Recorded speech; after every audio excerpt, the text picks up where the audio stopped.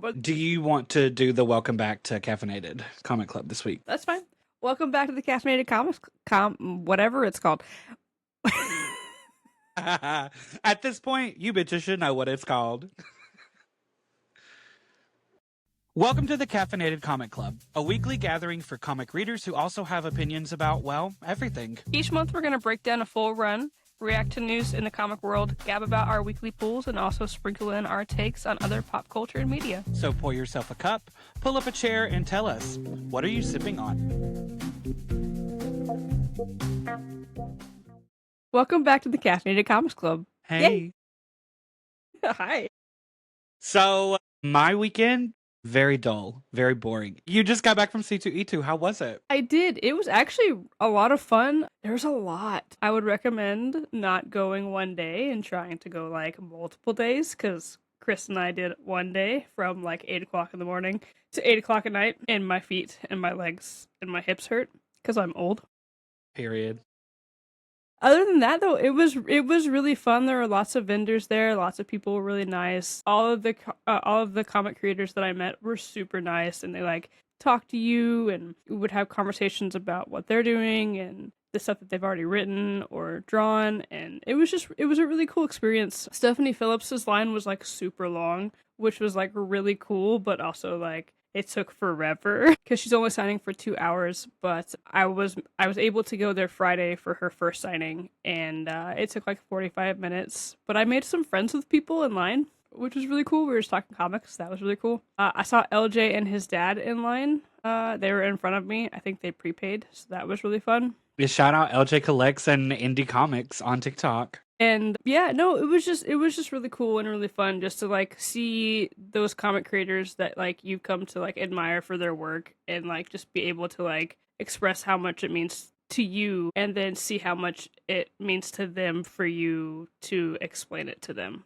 You know, it was just really, really cool. But yeah, no, and that's really all we did, and we just walked around and looked at a whole bunch of stuff. Chris had a whole bunch of drinkies. He got a lot of drinkies.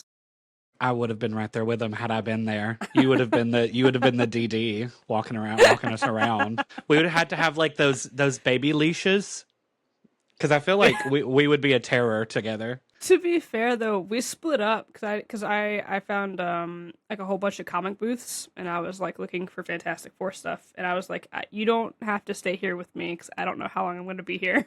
And he was like, say less, I'm out. Oh my God, where did he go? To the bar? He just walked around. He just walked around the con and found the mini bar and kept buying drinkies. It made him really outgoing. So like I didn't tell you this. This was really funny. So we're standing in line for Stephanie Phillips, and he had come by, and I was like, because I forgot that there was a con exclusive for Daredevil, and I was like, oh, do you mind running to the place to go get one because there was still some left? And he was like, no, I don't mind. So he went to get it, and he came back, and we were in the same exact spot. It had been like 20 minutes and we hadn't moved, and he was like, I'm gonna go check out something real fast. He walks over to Stephanie Phillips's table and goes, do you have a line? And she's like, oh yeah, it's over there. And he's like, are you sure? Because it hasn't moved yet. And I was like, no, you did not. Oh, I love him. That is hilarious. That is so... Stephanie, the way that I'm making this the clip, I'm making a clip of this because Stephanie follows you on TikTok. She follows you. That is... It was really funny. He did that, and I was like, no, you didn't. He goes, oh, no, I totally did. And I was like, oh my God. I love him. That is so fucking funny. That's crazy, though, that it hadn't moved in 20 minutes. I saw the lines for Scott Snyder and Jenny Frison on TikTok or Instagram one, and I was like, ain't no fucking way. That's crazy. I get it, though. I get it. Especially with, like, how popular Absbat is, and then just Jenny Frison is just... Everyone loves her. So, speaking of Stephanie Phillips, though, have you read Daredevil #1 yet? I haven't decided if I want to read. No. So first off, no, I haven't read it yet. Secondly, it's because it's double signed, and like I don't know how I feel about getting my little grubby fingers on a book that's double signed, right? So, and I was so like not paying attention to what was going on. Like I felt like I was always in the way, and I need to be like not like that at a con, but that's how I was because it was my first time.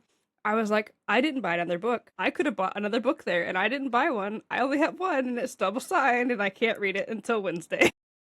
That's so funny. Well, it's not that long to wait, though, at least. I'm excited No, about it's it. not. I'm so excited about it. I'm really bummed though that I didn't get the Jacques variant. Have you seen that one? Hmm. Like it's like Daredevil's back with like the map of Hell's Kitchen or New York. I was like, that's really cool, and then I meant to get one and I forgot. Which one did you got the con exclusive? The Virgin, Yeah, like, cover A, or the other con exclusive that's like a portrait of Daredevil? I don't even know where my stuff is. Hold on. I'll just show you. Also, here's yours. Yay! I'm so excited. I'm gonna have a David Nakayama wall behind me soon. I'm gonna have to replace these. But I have so many of his signed books now. I have 2 of Betsy and an Emma, and I think a Jean as well. Did you really? That's really cool. Yeah, yeah. I love him. So Oh, yeah. Oh, yeah. See, that's the one that I would have gotten to. The other one is really cool, but that is just beautiful. That sexy ass man flying through the sky, going to teach some students. Come on. Does he have a beard? Shout out to my husband for going to get it for me, because I wasn't getting out of line. He's the best. Do a rapid fire of all the signatures that you got, because you got some pretty impressive ones and you didn't list them. So I want the people to hear. Just okay. Yeah. So Stephanie Phillips and Lee Garbett signed my Daredevil. I got a couple other ones from Stephanie Phillips as well, like Grimm and her Planet She-Hulk run, which R.I.P. to that because it's so good. It's so good. I stopped by Mike Choi's table, gave him kind of a hard time because I literally started from A, like in Artist Alley, and just like walked, like I zigzagged through the whole thing. He was in the last row. He was in row Z. My God. And but he was really nice. I got a copy of his creator. Oh, yeah, his Kickstarter comic. Yeah, since I'm plugging it, let me find it. Sorry, I have a whole bunch of stuff. So I can't say it, so I'm not gonna even try. But I got a copy of his Kickstarter comic, which is Gochugaru. Gochugaru, thank you. And he also signed it there at the bottom. And That's so sick. He did tell me that if he can come up with like a premise for like 6 issues, that Image will pick it up. And he has 2 right now that are finished. So he's working, or he has 2.5. So when he gets the rest of them, they'll hopefully be on the shelf. He said hopefully by November. So that was really cool. He is a nice dude. He listens to the pod. He does. Yeah. He does listen to the pod. I was gagged about the Fantastic Four stuff. I didn't know that he did Fantastic Four. He did some covers for the Fantastic Four, and it was funny because he actually was like, I forgot that I did Fantastic Four comics because he did the Future Foundation suits, which are white like that, instead of just like the classic blue ones. So he's like, I often forget that I did them. So that was super, super cool. I did get some David Nakayama stuff signed as well. So another thing about my interaction with David Nakayama was he was like, it's really cool because you can tell what like people read by what they bring to the booth to get signed. And I was like, yeah, like I really loved Green Arrow, and but the Fantastic Four are my jam. And I was like, I've seen your bin cover, like the black and white one. I'm super stoked for that. And he was like, I have a blue one coming, and it's gonna have Reed on the front. And I was like, yes. And I was like, what about Sue?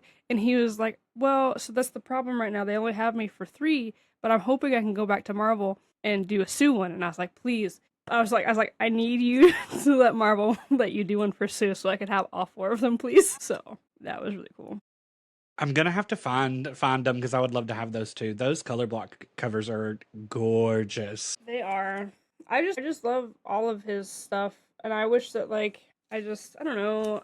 He just does so many good ones, but sometimes I don't read the books that he does, and it's like I can't justify it. You know, it's just one of those. I feel that. Like I love to hear about y'all's interaction because like you can tell like from the stuff he puts on his stories, like his interactions with fans, that he's such a nice guy, and it's lovely to know that like so many of the artists that you met were so nice. Artists and writers were so nice. I also swung by Kyle Starks' table.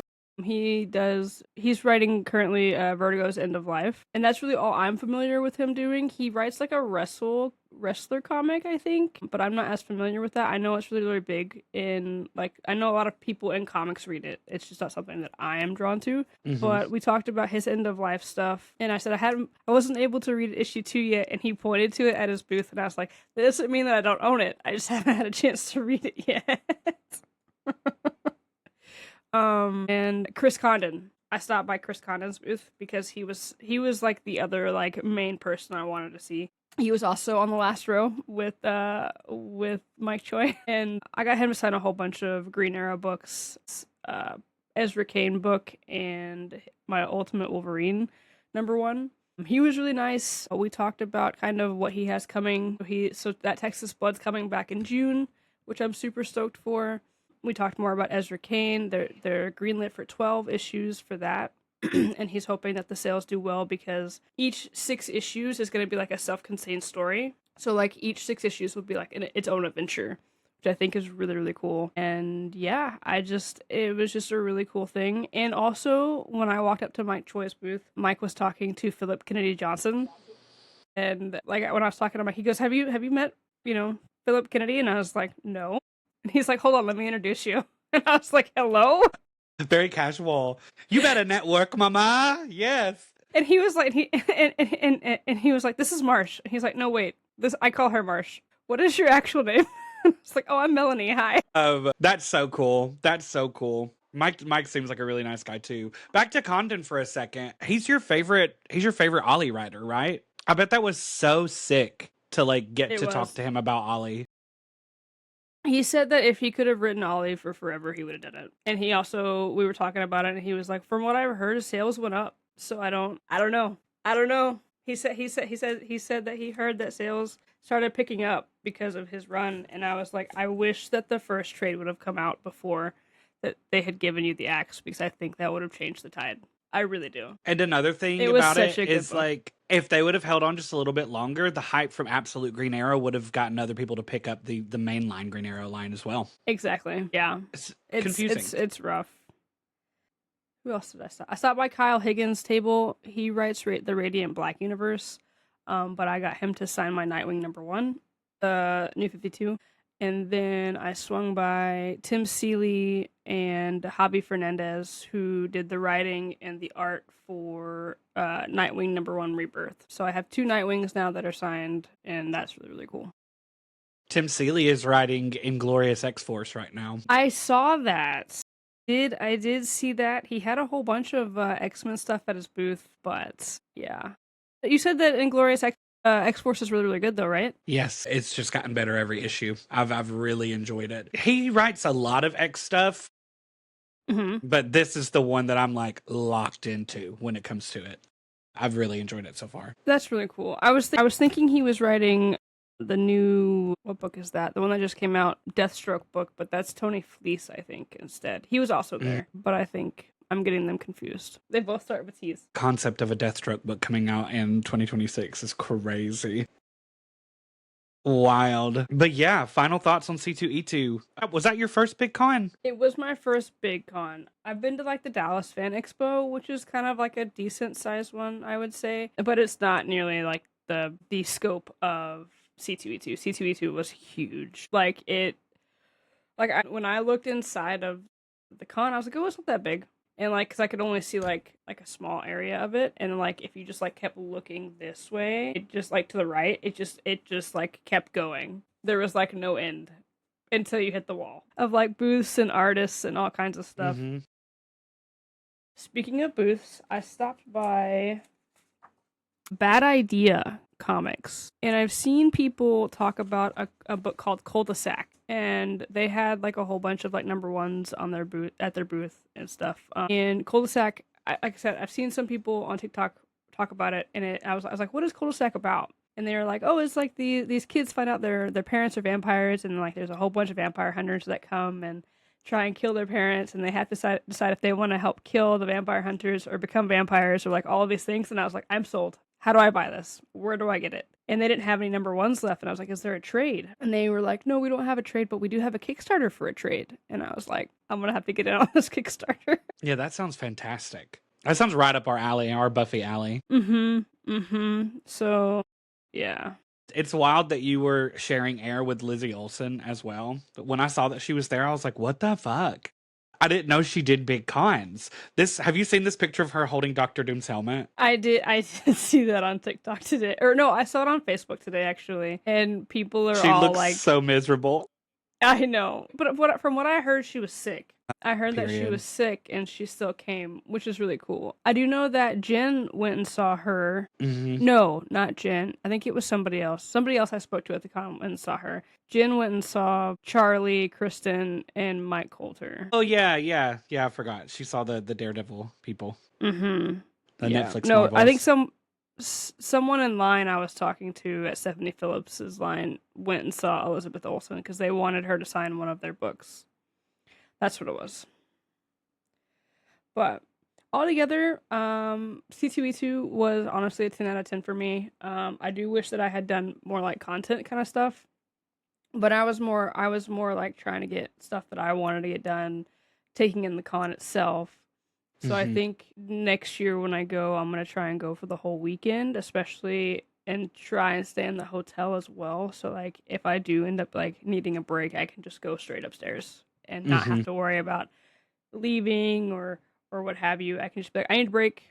We're gonna go to the hotel real fast and then chill for like an hour and then come back downstairs or whatever because my my legs hurt really bad after Friday. Mhm. At our So age and your athletic past, I bet they did hurt. Chris kept telling me that his hips hurt after when we left, and I was like, "Why my hips actually don't hurt?" And then it was the next day that my hips were like, "You're too old to be doing stuff like that."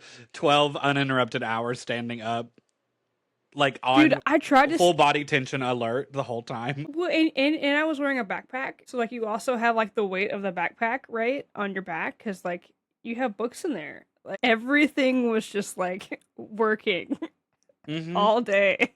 Thank God for those mom muscles you got now, though, because you probably wouldn't have had the stamina had you not had to carry Reed around all the time. That's true. So real. Do you have anything else you want to say about C2E2 before we move on? I don't think so. One last thing. I did also speak to Zach Kaplan, who I wasn't familiar with until the con. He wrote Kill All Immortals, and the way so I've seen this at the shop, but I've seen like Kill All Immortals 2, which is like the next arc in the story. Mm-hmm. And the way he basically sold me on this is he said, and it's on the back of the book too. He said it's Succession meets John Wick with Immortal Vikings, and I was like, "Yep, I'm gonna need Well, that." I need it. Yeah, I need that too. That sounds incredible. And so he also signed it as well, and then put "Tear It Down" in it, and then just signed the book. So, yeah, That's so sick. I'm excited to read that too. And that was because of Chris, because he just like we were waiting on Jen. She was talking to Philip Kennedy Johnson, and we were waiting on her. And Chris saw his booth and just like went over there, started talking to him, and I was like, okay. Chris, the And social then butterfly of the con. There are a lot of interactions that I wouldn't have had if Chris was not the social butterfly that he is. Chris, you guys, I have one little tiny story about C2E2. Even though I was in Alabama the whole time, her husband texted me. Where's it at? There it is. And he sent me a cosplay of this Weapon X, which is so sick. But one of them, this one is a live photo, and I can't play it. And he goes, do it again, big boy. And I was screaming. I love Chris so much. I had a feeling, though, when I watched that, I was like, Chris has had maybe 3 beers at this point. Maybe he has found a couple of IPAs somewhere in the con. And then I thought, can you take a cooler backpack and just walk around with a beer? You know what's funny is I don't think you can, but I was like, honey, listen, if we get a hotel room here in next year, you can just take your little hydro flask and just make a little drinky in your hydro flask, and you can just take it in, and nobody will be the wiser because nobody checks it. Period. C2E2, if you heard this, you did it. It's just full of energy drinks, y'all. Yeah. Don't worry about it. Cherry slush Alani. You had really good stories. I'm so jealous. Thank you. I had a lot of FOMO this weekend, but mostly joy. Next year I you just can was come. happy for you. Yes, that is Thank true. you. I'm going next year for sure. All right, on to the pod. A little bit of housekeeping. This is a spoiler-filled podcast. We go into intense detail about what happens, and sometimes we don't. But this episode, I'm going to be pretty detailed. So if you don't want to know what happens at the end of X-treme X-Men, you can leave now. Don't leave. stay here. If you want to find if you want to find us on socials, we always forget to say this. I am Uncanny Gare on TikTok and Instagram. I'm Marsh Likes Comics on Instagram and TikTok. So give us a follow. Let us know your thoughts. Unless they're mean, I don't really care. If they're mean, if you have negative thoughts, don't tell me, girl. Let me like you. We can do our pulls for the week really quickly now for the next bit of housekeeping. You've already got one of your pulls, which is wild. I do. But you can't read it. You can't read it. No. It's actually funny you say that though, because like I said, my whole plan was to get 2 copies so I could read one and be like, look here, I've already read it. It's already been read. And now I can't. So. I have been waiting since Friday for you to tell me like what you thought about it. But my pulls of the week: Marvel, Daredevil #1, X-Men 28. I'm so over it, but I'm gonna keep buying it. All new Spider-Gwen, Ghost Spider #9, Captain Marvel, Dark Past #1, mostly for the Lucas Wernick cover. I don't know if I'm gonna like that book. I don't even know. Is it a mini? Is that a mini? It seems like it's a mini. If it's Captain Marvel, it's probably a mini. Yeah, I feel like that's unfortunately. True. For DC, Batman #8, Bat Fraction #8, Batgirl #18. Oh my god, 2 DC books this week. Crazy. I might pick up the second printing foil variant for Absolute Batman #16 that has Diana and Bruce looking at each other. Dead ass. Cool. I want that foil so bad. Have you seen the? I'll show you. Is it like this one? It just says "Go to hell?" question mark. Yeah, this one right here? Yes. But I think it's a virgin. But it's foil. Oh. That's it for me, though. I actually have no indies this week. I'm hoping to get started on indies really soon, though. Especially now that I'm about to have access to that website to do my pull list. Oh, yeah. So. Listen, that's gonna be dangerous, dude. Let me tell you I know, how much I know. It has increased. Your pulls? Oh, yeah. But it's really cool, though, because, like, again, you can pick the variant that you want. So, like, if there's, like, a specific variant that you want, you don't have to hope that your shop gets it. Like, you can just order it and it'll be there for you. It's really cool. They also told me that you can pay it online. Like, I never have to spend money in there again if I don't want to. Yeah. Which will help me with my back issues, because a lot of times when I go pick up the books and I have to pay, I'm like, well, if I'm already paying, let me go look at the back issues. But this time they'll be paid for and I can just grab it and leave. That's funny. Oh my god. That's funny. What are you drinking? We did. This is my last one, but it's a Cherry Bomb Alani. And then I have a Diet Coke with lime. Because we're savoring these, because I only have like 3 left now. The rage that just consumed my body. And I have a Pepsi Zero, too. So the Pepsi Zero made it better. The jealousy that I was feeling, the Pepsi Zero kind of took it away. I have a water in my Stanley, and then I have... You're going to gag. Okay. Full sugar Coca-Cola. Oh, God. I know, but it is a 16 ounce instead of a 20 ounce, and I've been drinking it for 2.5 hours. I was like, I need a little bit extra today, but I didn't want extra caffeine, so I was like, the sugar maybe will balance it. I've drank to here. I'm so sleepy, dude. Fuck sugar. I'm so over it. So yeah, your pulls. It's your time. My pulls. I derailed us with the Cokes. You're fine. I'm about to derail us after the pulls here in a minute. I have 4 pulls this week. So it's not very many. I have Batman #8, Daredevil #1, because I have to have a copy that I can read. Speed Racer #7, and Wonder Man #1. Those are my pulls for the week. Are you getting the Russell Dodderman costume variant for it? I am, but that's issue 2, I think, because I have that pre-ordered on my website. Hell yeah! So the one that I have is like, it's like a headshot, and he like signed it like Love Simon or something like that. It's really cool. Insert picture here.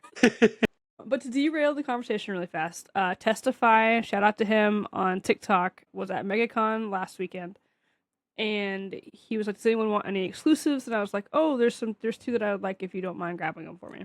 So when I got home from C2E2, they were here waiting for me, and I got the Batman #1 Dan Mora variant. That was a MegaCon exclusive. Oh, that's gorgeous. And then he also got me, I can't remember his name. I think it's Alan Kwan, this Fantastic Four #1. I saw this and I had to immediately. I was like, I need you to find this, please. Like, I don't even care about the Batman one. I would rather have the Fantastic Four one because that's super sick. But he grabbed those for me and sent them home, or sent them to my house. And Dan Mora is going to be in Chicago in August, and I'm going to be at that con. What con is in August? The Fan Expo Chicago. Okay. That's the one that you went to in Dallas, right? Mm-hmm. It is, yeah. And they've already announced Frank Miller, Dan Mora and Greg Capullo. I mean, would it be crazy to go to a con in June and then a con in August and then potentially a con in September and then potentially a con in October as well? That'd be crazy, right? I have so many that I want to go to. I mean, do you want like do you want the like the answer I should give you, or like the answer that like I want to give you? You know what? We'll let it remain a mystery because I don't want to hear it. I already know. I know that it would be bad. Like, I want to meet you though, and I like the idea of waiting till October is like so far away. So far away. That's fair. But I'm pretty cool, you know? I think I'm pretty cool. So you are. You absolutely are. Okay, getting into X-treme X-Men. We are done. We are finished. We can put this in a drawer and look at it every now and then, but never read it again. Like me, that's what I'm gonna do. It's in the bottom drawer of my filing cabinet, and it is there forever. you know what's funny is I told Chris, I was like, after I'm done reading these omnibuses, I think they're gonna disappear off my shelf, and they're gonna like go find another house to live at because I'm never gonna read them ever again. Trade them in for credit. I'm gonna keep them probably just because they look really good with all the other X-Men books. But trade it in. You're the X-Men guy. You're the X-Men guy. That's fair. That's fair. Yeah. No. I will say this week was a lot more enjoyable for me. I hope that it was for you. We haven't talked about it. It was fine. Period. It may just be because I don't know, there's like a lot of stuff that was going on, and I was also just trying to read it. I was trying to read it so fast, right? Everyone who's listening, I read it today. I read it before we got on the podcast because I did not have time. To be fair, she had a lot of pre-con prep that she had to do. She also is raising a child and a husband. And then she went to a con, and she just got home last night. I did. To be fair. But it was 11 issues. I feel like it was pretty easy. Like, I think the reason why I enjoyed it so much is because I was like, oh, they're just going to wrap this shit up neat, nice, and tight, and I can move on with my life. And I really appreciated not a lot of big, lingering things. And there are lingering things, but not like big ones. No, that's not like fair. Renee Montoya being like, I quit. Goodbye. They did tie it up with a bow, and it was very, very nice. It was just more of like, I remember reading the issue last night. I read one issue last night, and like I was like, I have to be almost done. And like for some reason, the Storm arc ones were like 35 pages, and I was like, what is happening? I was like, these are supposed to be 20-something pages, so I can just like be done, and they were not. Listen, we'll get into it, but he loves Storm and Yukio together. There was so much stuff in those 4 issues that I was like, this man's really trying to make Storm a lesbian. He's trying so hard. I have so many questions right now that I will get into. Because you haven't gotten there yet in your Uncanny Run. You're so close to there in your Uncanny Run, but you haven't gotten there yet. Okay, so we'll start. Last week, just a recap of last week. William Stryker was there. They went to a weird mutant town where an AI named Paul was killing a bunch of humans and mutants, and then also we caught up with Powerless Rogue and this girl named Marie who was trying to bomb a nightclub, and it like at the end of the whole arc, Rogue and Marie are friends. That's it. That's your recap. We go into issue 36 at Rogue's beach house. Storm is bringing Gambit back to California from the presidential ranch in Texas, and he immediately runs into Rogue's arms. She's like, where have you been? And he's basically like, girl, nobody can steal me from you. Because if you don't remember, Storm and Gambit were making out naked last week in a random lagoon with a waterfall in Texas. Which doesn't make sense. Storm, I loved editing last week's episode, especially when we got to that part, because you were so tilted about that fucking waterfall in Texas. It was weird. You were. There's not one in Crawford. Okay, there might be one somewhere, but there definitely ain't one in Crawford. I can tell you that. That's my favorite moment from that episode is when you're like, and there damn sure ain't one in Crawford, Texas. It was like one of the only times I've heard your accent kind of get a little twang to it. And I was like, she's here. She has been activated. Your mama came out. So back to X-treme X-Men. Storm then drops a bombshell on everybody. She has, without anyone's consent, approved that with the government that the team is now a government-sanctioned mutant police. Yes, cops. The Extreme Sanctions Executive is what they're called, the XSE. And Bishop is fucked up about it because in Bishop's future, he was a part of the XSC. And he's like, this is the beginning of my horrible future. Like, I'm witnessing the birth of this thing that I learned a lot from, but fucked me up in the future before I came here. Mutants policing mutants, the whole oppressive system of it all. And then Storm is like, the future isn't written yet. We can make the choices. And Bishop's like, respectfully, bitch, you might be wrong. And so there's a little bit of tension. To be fair, though, we learned it from Rogue. You know, you can write your own future. It's not predestined like Destiny wrote in her books. Yeah. So not everything is a Destiny diary. I can choose my own destiny. I remember it well.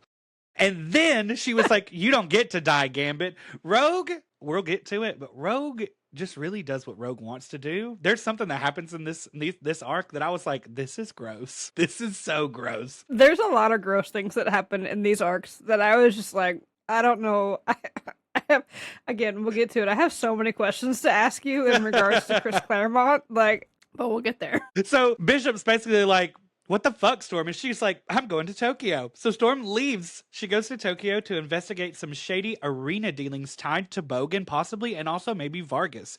She tells them, I don't need any help. And everyone's like, you're so stubborn, you're going to get killed. And so while she's flying to Tokyo, she's internally spiraling about like her dead parents and Xavier's long-term vision. And then she's also wondering if she's healed yet from all the time she got her ass beat in this book. So as she flies into Tokyo, thinking about this, she's meeting up with an old friend named Yukio, who is on top of a building. And as Storm flies to her, Yukio's like, goodbye, and jumps off the building. Yukio can't fly, and Storm has to save her.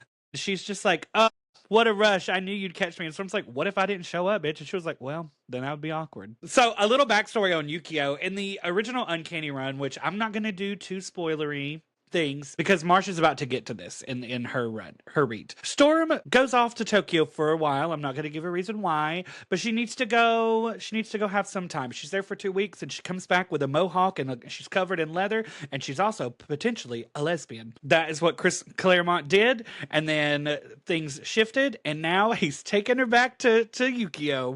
It is a widely known thing within this fandom that anytime Storm is around Yukio, she's like, maybe I'm a little curious. She changes her look every time. She does something crazy every time she hangs out with Yukio. So that's what this is. So that's why Storm changed, because she was hanging out with Yukio. Yeah, Yukio's a really bad influence, allegedly. That's fair.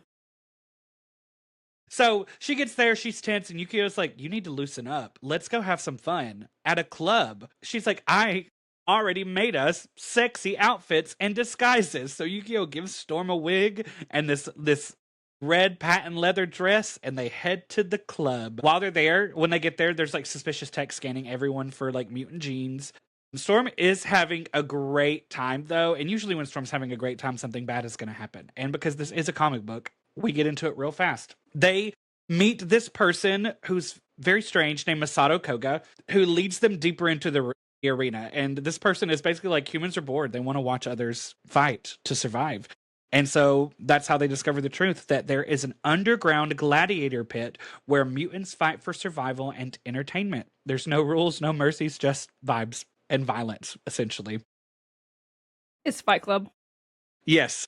There is a fight happening currently between a mutant named Silkworm and another one named Musclehead. Storm, for whatever reason, jumps into the fight, and Silkworm's like, what the fuck? This is my moment. And it becomes a three-way fight, and Storm beats their asses and becomes the new champion of the arena. The crowd goes wild. Masato crowns her, and Storm loves it. She feels powerful. She feels adored. She feels alive. Like, why?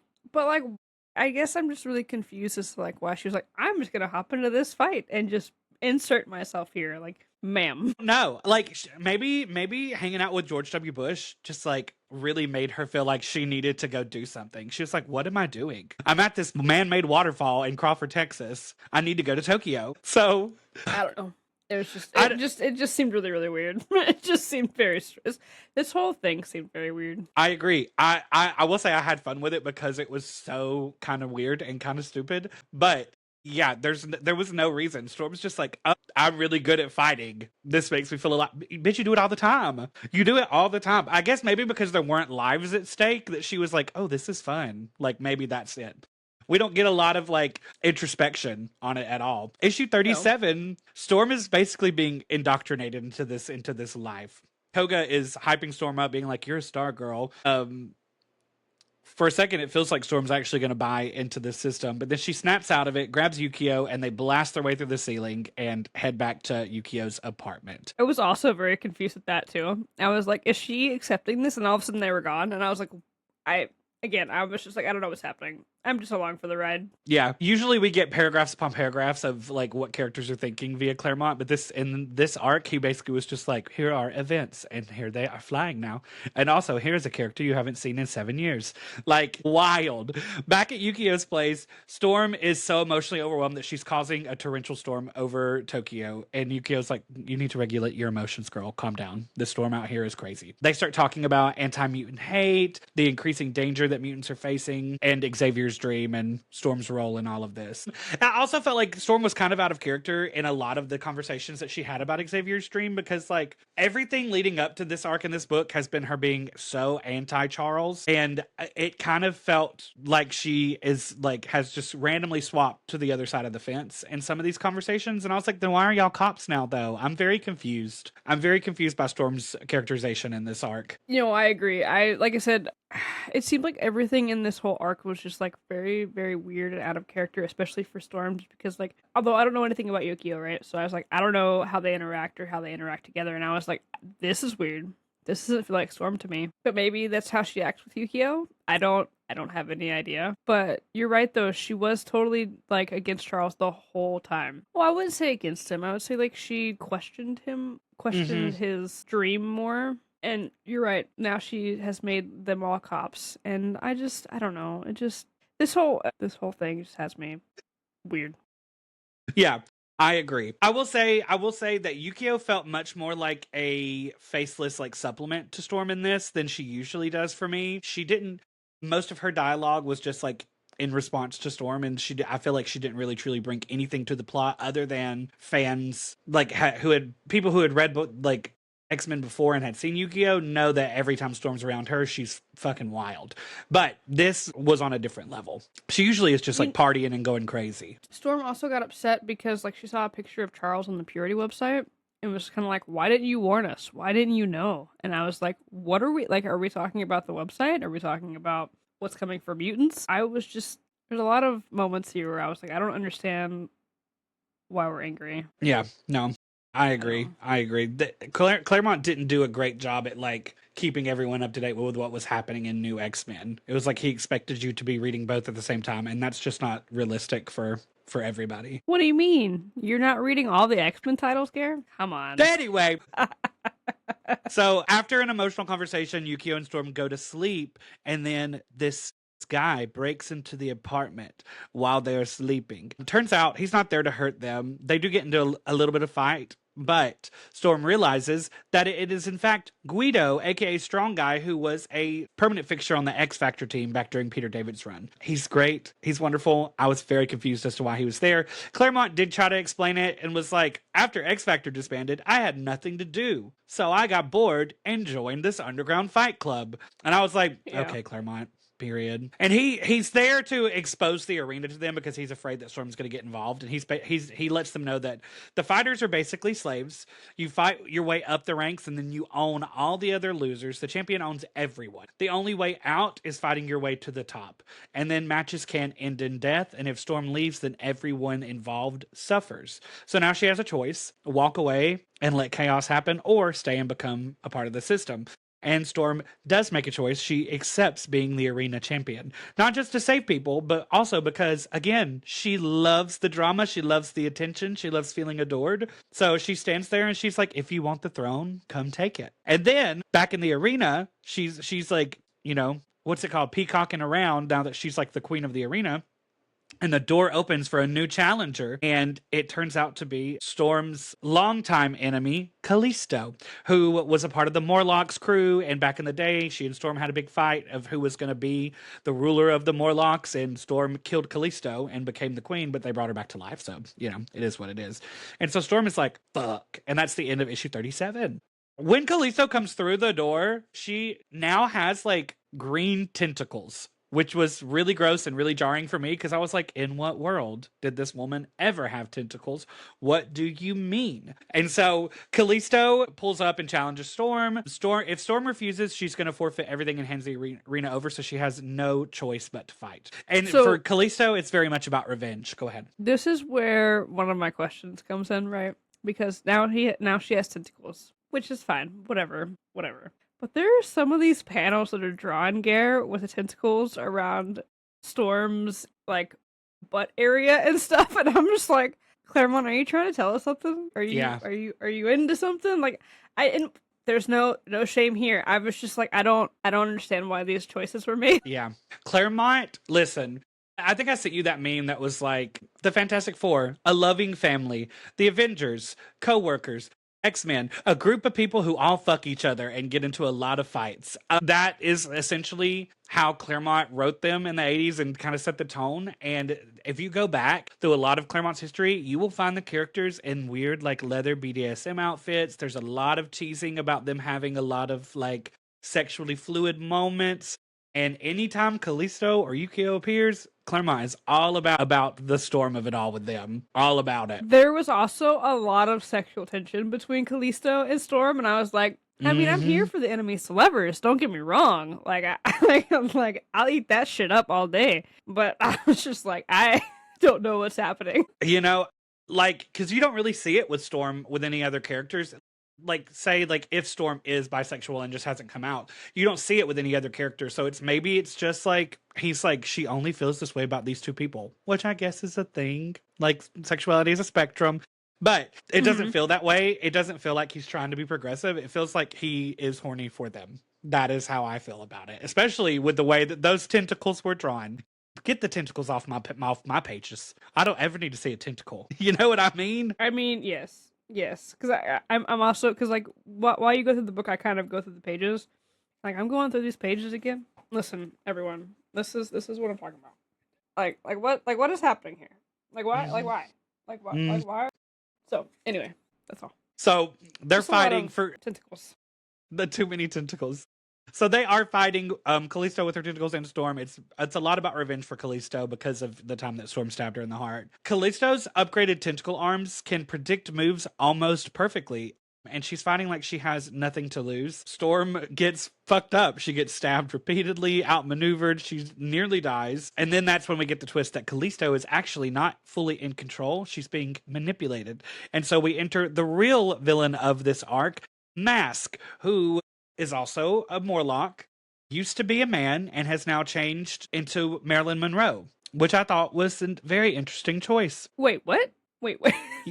So Mask has the power to change people's flesh into whatever they want to do. Like when we see Mask back in the Uncanny Days, the Morlock saga, Mask is a gross, creepy man, and he has changed his body to be Marilyn Monroe in this run.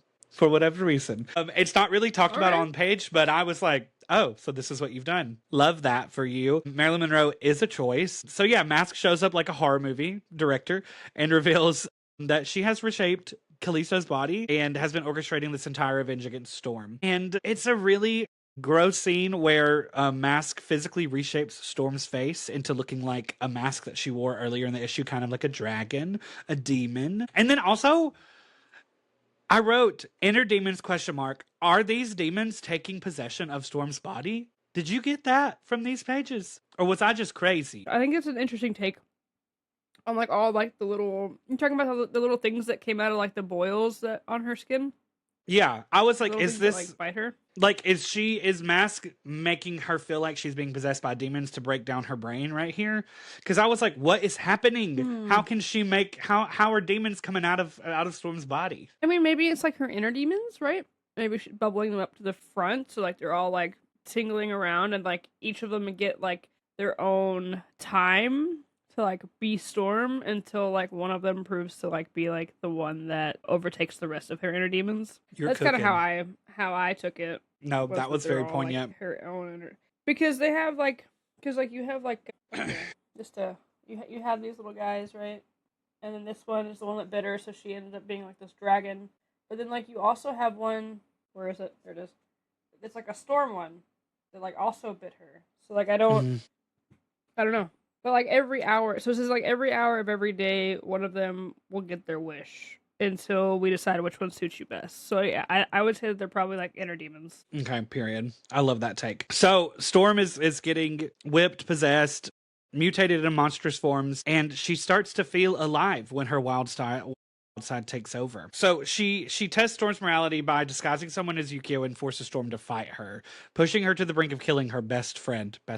Storm almost does it, but stops it at the last second. So after this moment, the arena goes global. Mask parades Storm and Callisto around London, Hong Kong, Rio, Vegas, has basically made them superstar gladiators, and Mask is getting insanely rich. But behind the scenes, Storm is playing the long game. Even while being tortured and controlled, Storm is coordinating with Callisto, kind of planning a full rebellion. And if she's like, if we cannot escape, we have to take this whole system down. So then a nasty like villain character named, I don't even know if I can say this, Tullamore Vogue is introduced to us. It's basically like a creepy buyer. He wants to buy Storm as a slave. Gets tempted by this, but then she's like, she's too profitable, but we can talk about it. So now the clock's kind of ticking and the stakes are being raised because Storm could be sold forever. Koga, Yukio, Guido, and the Tokyo crew regroup and come up with a plan to expose Mask, take her down, and reclaim their freedom, while Storm and Callisto are still pretending to be fully broken. And they communicate quietly during their fights. Can we talk about Callisto's outfit real fast? Remind me, what does it look like? I will. What is that? Like, what is happening? Why do we have why do we have duct tape nipples? Like, she got why? duct tape on her titties. You know, listen, again, I know that Chris Claremont was like, you have to draw it exactly like this. Like, I know. He told that artist. 2000s maybe. Oh, there's no way to justify. And I was just like, okay. I saw it and was like, all right.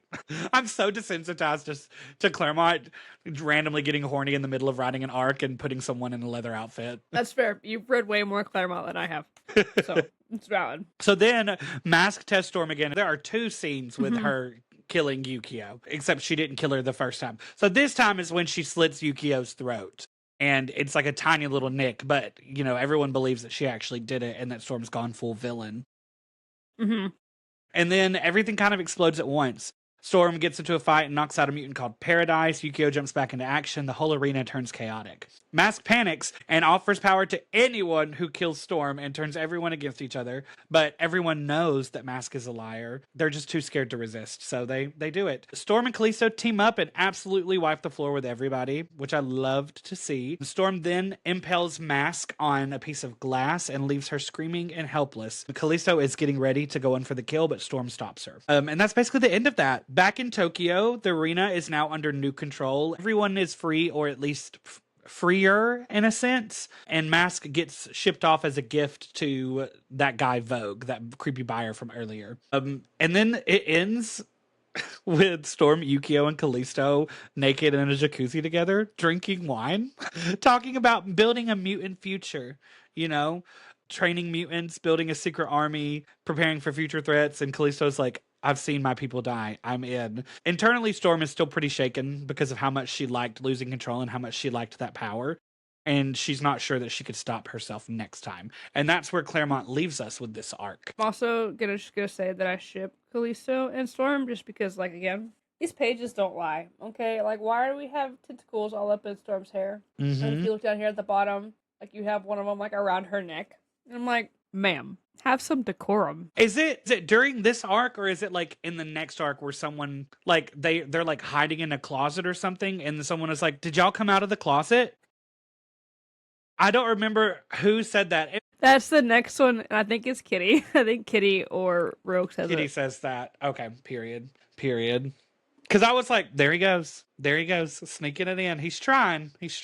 I read that page like 3 or 4 times, so I was like, is he trying to make like a joke? Are we supposed to read into this like? Okay. When you get to that first arc with Yukio and Uncanny, you're gonna be like, it's way gayer than this was. You're gonna be like, what? Okay. Because a lot of people really thought that's where they were gonna go with Storm, but you know, Marvel was Marvel and it was the 80s. That would have been so annoying to have to read random Storm in Tokyo for 4 months. I'm not even gonna front because it wasn't that good. I mean, Honestly, it's one of the things I don't like about group books like this is because like even in the Fantastic Four sometimes they're like you have like something going on, like a big massive thing going on, and then all of a sudden they'll be like, "Oh no, hey, look at this over here. I want to show you this." And I'm like, I don't care about that. I want to see this." You know, like I don't care about what's going on in New York or in space or whatever. I care about what's going on, you know, wherever we are. It's just yeah. It always drives me crazy when that thing happens in a book, because it's like, if you needed more time to finish the plot,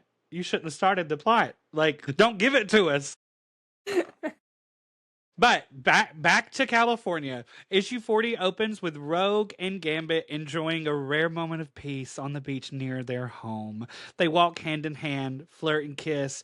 Rogue is singing Wild Thing to Gambit. And when I tell you the cringe that went through my body, because I know she was like, "You make my heart sing" to him. And he was like, foul.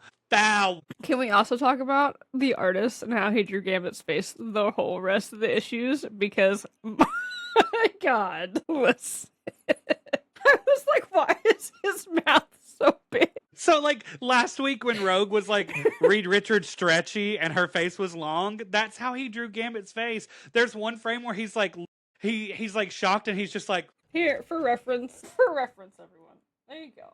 There it is in all of its glory. So yeah, Rogue and old Longface are walking down the beach, flirting, kissing, something that hasn't always been possible for them due to Rogue's powers. The scene emphasizes how far their relationship has come. And for a moment, everything feels perfect, though Gambit warns that fate probably won't let it last. Look, we didn't need that, Claremont. We know. Yeah, I also didn't need Rogue biting Gambit's lip in picture form. Yeah, no. I didn't need that either.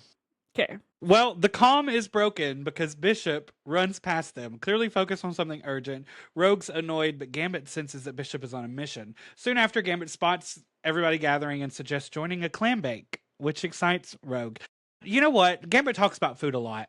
In all of these X-Men books, he's always talking about some jambalaya, and it makes me so hungry. This Gambit miniseries, I know, is just going to make me hungry. That's coming out. Very excited about it, but I stay hungry reading Gambit stuff. I want to go to New Orleans really bad. He also makes beignets. He does. And crop tops. X-Men 97. And crop tops. Yep, he does. That was before he died. Ow. Actually, in line at C2E2, we were talking about just like how the new X-Men series is coming out, I think, in the summer. And I was like, oh, I haven't finished it yet. And I was like, I got to the Gambit episode, and the three guys I was talking to all went, oh. I was like, yeah, I'm taking a long ass break. That's funny as fuck. Inside Rogue's house, we catch up with Evangeline Whedon. If you don't remember who that is, she was the random girl a couple weeks ago that turned into a giant dragon in Times Square, a giant red dragon. She's also a lawyer, a gothic lawyer.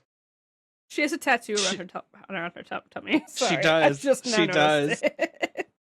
So inside, Evangeline and Sage are working on the mystery of Jared Malloy, the guy that was trying to buy Rogue's house last week. They know that he's being controlled by Bogan. For efforts, they hit a dead end. Malloy won't reveal who's behind him. Oh, wait, they don't know it's Bogan yet, do they? Wait, do they? No, they don't. They don't. We just knew. But also, we said they tied it up in a big bow, and they really didn't, because now I just realized that we don't get closure on these two characters. Or Malloy. Like that on Evangeline and Marie. Yeah. Yeah, that's true. Actually, that's so true. Okay. Well, Evangeline shares her personal story with Marie. After being exposed as a mutant, she lost everything, her job, her home, her fiance, and family. That was so dramatic. She was like, my fiance left me. I was like, girl, calm down. I lost my job on the spot. When they found out I was a mutant. I couldn't even get my things. Here's the thing. That scene would have been more emotional and more like impactful if it wasn't for the fact that the way that they find out that she is a mutant is by her turning into a giant red dragon. So yeah, if you turn into a giant red dragon in your office, you're going to get fired, bitch. What do you mean? Because of blood, right, though? Doesn't her mutant power it turns on because she has to get touched by blood? Yeah. Or can she she gets triggered by things. But can she do it without the trigger? I guess is my question. I don't know. I don't know how those kinds of mutant powers work, right? So, like, can she just like turn into a dragon whenever she wants, but then it also gets triggered when blood hits her? Like, I don't know. I have questions. Like, imagine you're at the Whole Foods and a kid runs by with a nosebleed and a little bit splatters on your leg, and you're like, fuck. In the middle of the frozen section, giant red dragon. Like, I was just like, Evangeline, you would absolutely get fired. If I was dating you and you turned into a giant red dragon, I would have to reconsider. Wait, I have questions now. Hold on. I have questions now. Wait, because I think you know where my question's going. She's a lady, right? So like every month she has lady time. So like, how does that work? Do you just become a dragon for like a whole week? For a whole week.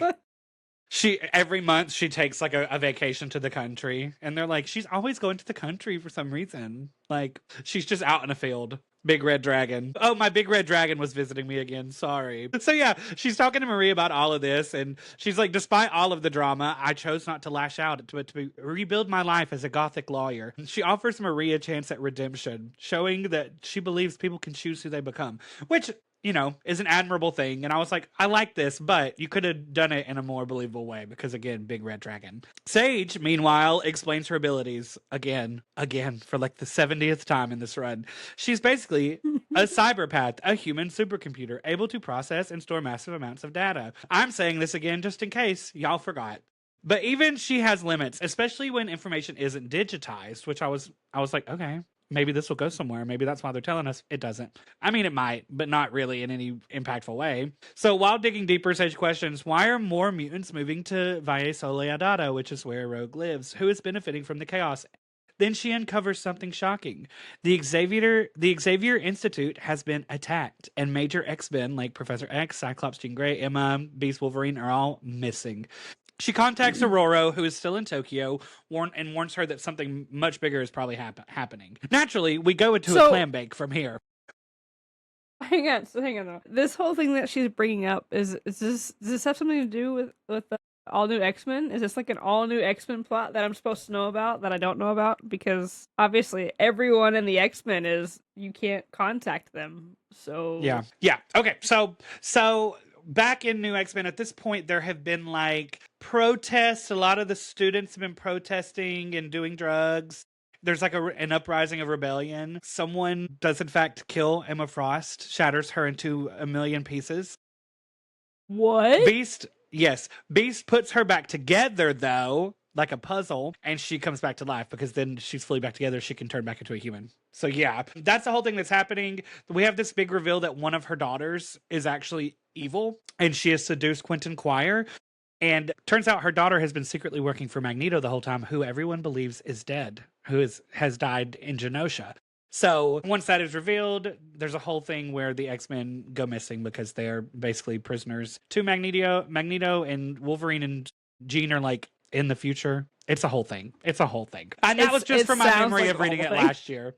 It is. It's really good, but it's a whole thing.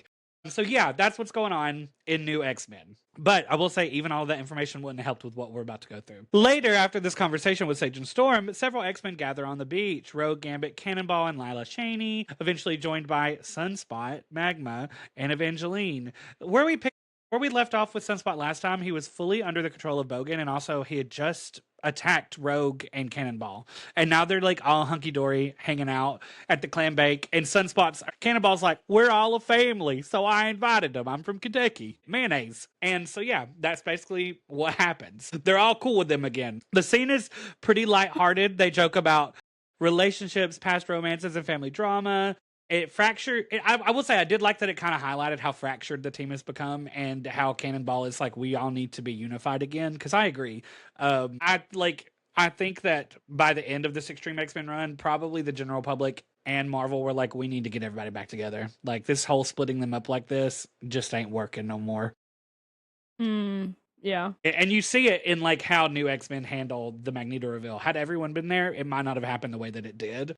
So I like that we get to see this side of it with Sam revealing that he organized the whole gathering just to bring everyone back together. While the others are relaxing at their clam bake, Bishop is alone, thinking about how he would defeat his own teammates if necessary, being very Bruce Wayne-y, you know, with all of his contingents. Suddenly, he's ambushed by Manacle, the chain guy from last time, Rolling Thunder, who can do like Phasma Blast, Cudgel, and Bludgeon. I was like, I'm just writing down names at this point of people who are attacking them, and Revenant, the nightmare person who hangs out in the ocean a lot. Bishop fights them fiercely and even breaks free, but then a mysterious telepath. Last week, I was like, why is Bogan drawn so curvy? And it turns out that that wasn't Bogan. Yeah. Bogan was controlling a female telepath, and it wasn't really explained last week well, so that's why I said that. So this female telepath that we only see the silhouette of shows up, intervenes, and she mentally destroys Bishop's mind, leaving him helpless. Yes. So hold on. So wait. You might have. So Bogan, the black outline of a person, is not actually Bogan. It's the telepath. That's yes. Bogan so is using the telepath. You know what? We're gonna get to that because I have a lot of questions about who is Bogan, and I don't want to. I'm afraid if I talk about it now, it's gonna ruin the reveal because the reveal is fucking insane. Okay. Insane. All right. Continue. Sorry. All right. No, you're so good. You're so good. Hold on. We're on the next issue now, guys. Hang on. I don't even know what number we're on. Gare, what number are we on? 41. 41. Yes. So, we were kind of already talked about it, but like, what in the bondage hell is going on? Like, what is up? Like I know, again, I'm gonna beat a dead horse to death because like these whole issues have so much bondage in them. I was so confused the whole time. I was like, are we secret? Are you just not hiding it? Do we just like bondage? Is that what's going on here? Like Chris was Claremonting. So much bondage. He loves his BDSM. He really does. He really does. Okay. And like the thing is that like you've seen little glimpses of it in Uncanny. You're about to go into an era where he was really into it. He was really into it. You're right. I have seen glimpses of it, and like in like small doses, it's fine, right? Like I was like, oh, okay, you know, whatever. Like it's typical like bad guy. Like, oh, I'm gonna tie you up to like this X or whatever. Cool, whatever. I've seen it before, but like this was like a whole another level. And now I'm kind of scared to read more Uncanny, but like this was crazy. Okay. Yeah. That's all I have to say. I will say that piece of art specifically is one of the most overt that he's ever done. Like you could see it when he was really into it, but like that right there, I was like, he took a picture, he like emailed a picture or faxed a picture to the artist and was like, recreate this with Bishop. Like dead ass. We're gonna get a cease and desist. Chris Claremont, please don't listen to our podcast. We love you, but don't listen to our podcast. I love you so much. You're like a father to me. Anyway, so yeah, back on the beach, the telepath mentally destroys Bishop's mind, leaving him helpless. Bogan takes his tech and ensures the X-Men won't be alerted. So the next issue opens with that piece of art where him hanging upside down. Experimented on, they used the drug called Rave to strip away Bishop's mental defenses, exploit his mind, peeling back layers of his psyche. They're doing all of this to make him much easier to control. Even though Bishop briefly breaks free and defeats the guards, he cannot harm Bogan because Bogan exists in an intangible psychic form, aka in that female telepath's body at the moment. That's not really her body, but it's like a physical manifestation of a shadow of her body that can still do stuff. Yep. Bogan then fully invades Bishop's mind. I'm along for the red. Bogan then fully invades Bishop's mind, reducing him to a broken pawn, essentially. Back on the beach, Rogue and Gambit are analyzing the fight scene, and this was so cool seeing Rogue get to like be good as an X-Men without having powers. Rogue deduces that Bishop intentionally led the battle to where they could track, like they could like see the patterns of his fight, like his shoe prints in the sand, and leave clues for the team. This reveals that Bishop planned his own capture as a part of a strategy.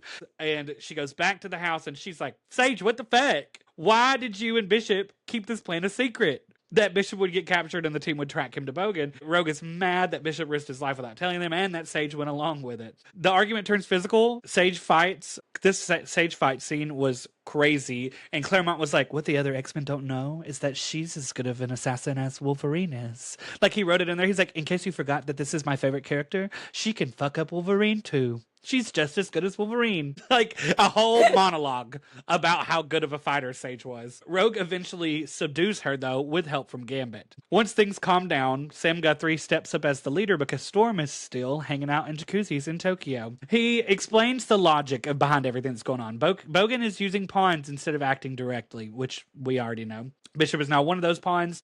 The real target that they need to focus on is Bogan's telepath controller. Sam proposes that they split into 2 teams. One team to distract Bishop, who they know is probably going to be super evil. Also, again, bad plan. If you planned this, Sage and Bishop, why are we letting Bishop become super evil? The other team is set to take out the telepath to free Bishop and defeat Bogan at the same time. Even Sage is like, this is a good plan. Then Sage reveals a little bit more of her history with Bogan. She and Emma Frost once worked in the Hellfire Club.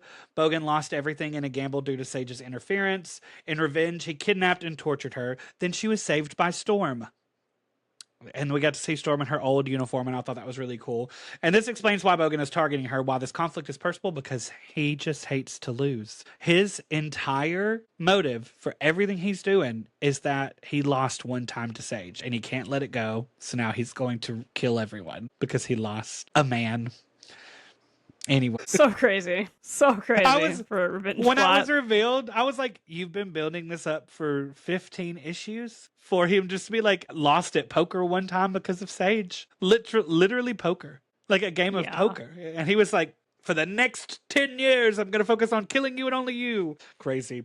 So, final developments of this issue. The team prepares for a coordinated rescue mission. Magma offers help by detecting underground structures, and Cannonball's like, why'd you think I invited her? Why'd you think I picked her up at the airport? Because she is the key to all of this. Literally what you said last week. You were like, Magma may be the key to doing all of this. And then Cannonball was like, Marsh was right. Storm is staying in contact with them remotely via VR sunglasses that suddenly Sage is able to project in front of everyone. So Storm's there with them, but in hologram form.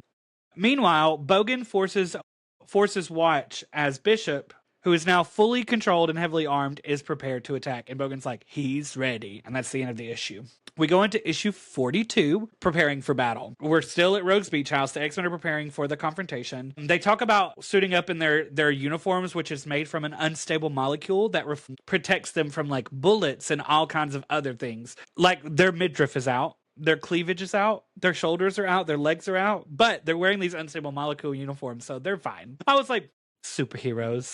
So crazy. Do you know where they got those from? They got those from Reed Richards. Did they? Did it say that in there? That's cool. No. But Reed Richards made the unstable molecules for their suits. So like anytime any other hero, and he patented it for himself. So anytime any other superhero has it, it's because Reed made them suits. Can you imagine that conversation? Charles is like, Reed, can you make me a bunch of suits and make them kind of slutty, but still like they'll protect them? Rogue is just in a tube top. Can you make Rogue just a tube top? Fucking crazy. So while they're getting everything ready, Sunspot comes back with Magma and Skids. Skids is like the mutant that can do. They said she had schizo powers, was what the term was. I don't really know what that means. What does that mean, Claremont? She's like a duck. It just rolls off her like water off a duck. Period, Skids. Along with Evangeline and Marie. And everyone's like, why the fuck is Marie here? She tried to kill it. She tried to kill that nightclub that one time. And Evangeline's like, she's growing and learning, okay? And Marie's really helpful. Love Marie now, despite what she's been through. She's working for Evangeline. Okay, they're getting ready. Gambit is insisting that he can handle Bishop even without his powers, relying on skill and strategy, and very Gambity. Rogue and Gambit share a little emotional moment. They wish for a peaceful life together, and Rogue's like, let's just run away. But they accept that being X-Men means constant sacrifice. So Sam's team arrives first and is quickly attacked by Bogan's enforcers. Skids takes out a couple of guys. Sunspot joins in. Cannonball is knocking back Rolling Thunder's blast. It looks like it's going to be an easy win, but then Bishop appears, and he's just like, hey, bitches. And he disables Skids immediately. Seems like she's dead. She's not dead. She's fine. Sunspot tries to save her, but then Bishop plants this energy-draining device to them, and it absorbs Sunspot's powers and revives himself. Listen, there was so much happening during this whole like ending, wrapping everything up kind of thing, and he was like, let me put this on you, and I was, that's a bad idea. And they tried to explain to me how it worked, and I was like, yep, Yep. The way that Claremont can literally just be like, Bishop's from the future. He just had this in his pocket. Like, right? So he's using future tech against everybody. And that's what's happening. He easily like disarms them. Gambit then enters. He's not a mutant anymore, as you know. He trips Bishop using his staff. He fights him pretty skillfully using strategy.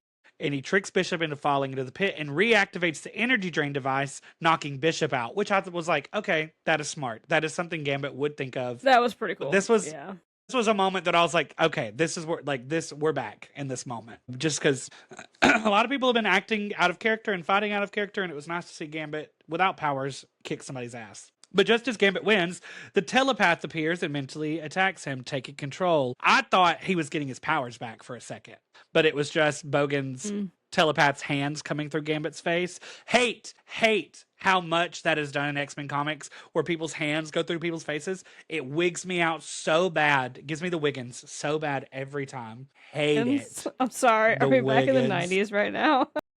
Hey, I kind of am back in the 90s right now. The Buffy Renaissance in my brain has reactivated. Fair enough. Meanwhile, Rogue's team, while they're flying to LA, Sage changes the plan. She is anticipating Bogan's expectations, and she decides to bring in a wild card, which is Kitty Pryde. Future politician Kitty Pryde. If you don't remember who Kitty Pryde is, she can phase through matter. And her mind is really hard for telepaths to read because she is, by default, intangible. That's why they're bringing in Shadowcat. Rogue also, her mind can't be read because her DNA, everything is so weird about Rogue, she can't be read. Sage has a big force field in her mind, she can't be read. So Sage is doing a secret team to try to sneak up on Bogan. I actually didn't remember any of that, so I'm glad that you told me, because they didn't tell me either, and I was like, cool, it's just a team of women. Awesome, let's do this. It's like the scene in Avengers where it's just like, women! There's a secret reason why they're all together, and I'm not going to tell you because you have to put it all together yourself. Like, cool. Awesome. Literally. So the women's team prepares to locate Bogan. Sage uses global topographic data. Magma's there because she can, like, tell what's happening under the crust of the earth, so they think that they can locate Bogan with magma. Meanwhile, while they're like talking off on a corner somewhere, Rogue and Kitty have a really beautiful, lovely conversation, just sitting down. You don't get to see Rogue and Kitty interact a whole lot. Like, you don't. So it was really nice for me to read. They talk about loss, their identities, their own philosophies. Rogue sees evil as something to defeat, but Kitty believes in coexistence and also Xavier's dream despite it all. The end of this arc, it was like Claremont was like, I need to bring everybody back to the dream because this is ending and they're going to have to go back. Like, he knew they were going back. So he was like, I have to find a way to bring them back to fighting for the same cause while still criticizing the methods. And I really liked that because, like, that does happen sometimes in life. Like, you get pissed off about something and you're like, no, I'm going to go all against this thing. And then you're like, well, they're not wrong, but they're doing it the wrong way. So I like to see this with Rogue, or with Kitty. It was nice to see. After this emotional conversation, they descent into the earth. Using a bold plan, Kitty phases the entire group into the earth because if you don't remember, we discovered last week that Kitty can just phase across the country. And they explained it this time. And I was actually like, now hold on a damn minute, because he was kind of cooking with this for me. Kitty, the way that she can travel across the country or across the world, whatever, with her phasing, she can like go intangible to the point where she like makes herself stay in one spot while the world is spinning 300 miles an hour in orbit. Very silly, so but I was like, you're fucking mind, bro. Where did you get that? Why did you think of that? But I'm glad you did, because it was so cool to me to see it. So they all stand together in a circle, and Kitty makes them intangible, and you see them just slowly start spinning into the earth. They travel deep underground. And an important thing to know is that if anyone loses focus and loses contact with Kitty, they would materialize inside of just solid earth and would die instantly. And I was so nervous. I was so nervous that was going to happen. I was like, hold on. Are they going to kill Magma? Because I was like, where's Magma? I don't know where Magma is. Like, currently in X-Men comics. I know where everybody else is. During the journey, we get to see Magma marveling at Earth's beauty. Rogue is having the time of her life. Like, she's having so much fun. She's kind of a thrill-seeking demon now that she doesn't have powers, hence the motorcycles and all of that. And Sage is actually panicking. the whole time, which I thought was really Yeah. interesting. But they make it down. They reach to the hidden caverns. Magma puts them in like a lava river and then takes them toward where Bogan is. And then somehow Sage separates Magma from everybody because she was like, Magma's brain can be taken over by Bogan, so we just left her in the center of the earth. With all the What do you magma, it's mean? fine. With the magma, it's fine. True. What were you gonna say? I also think that Sage was so worried because she wasn't like in control, right? She seems like such a control freak because like her mind is basically a computer. So like the fact that she had to rely on Rogue, no, not Rogue. She had to rely on Kitty to get them to, you know, where they needed to be. And if like one person let go or Kitty even lost focus for like half a second, everyone would be just like dead. Yeah. That's such a like smart thing to pick up on that you're aware of, because like you're right, she is a supercomputer. She knows the statistics, but she cannot control the variables. So of course she would be just a wreck all the time when having to deal with other people.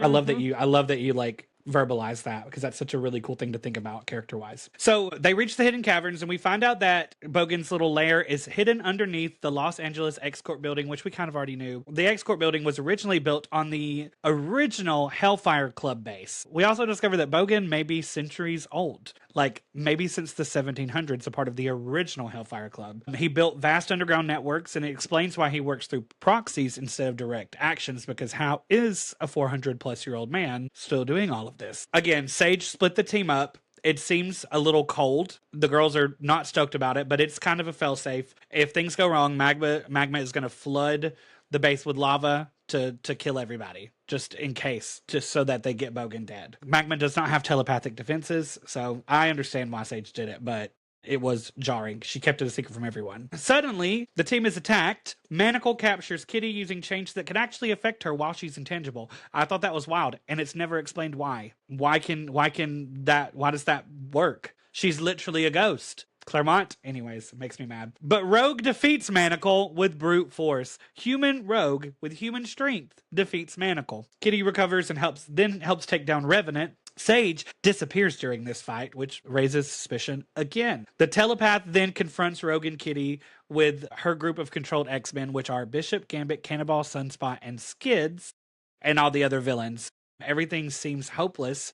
But suddenly, Gambit is like, surprise, bitch, I actually wasn't being controlled all the whole time. I was pretending. He disrupts the group from within, and then because of that, Bishop breaks control from the telepath and attacks the telepath directly, and she is taken down. Elsewhere, Sage searches for a mysterious jewel, which is a likely key to Bogan's power, apparently. Her true plan is revealed. The team fight was just a distraction with Magma as a backup weapon, but Bogan anticipated everything. Bogan then appears because of course as Magma.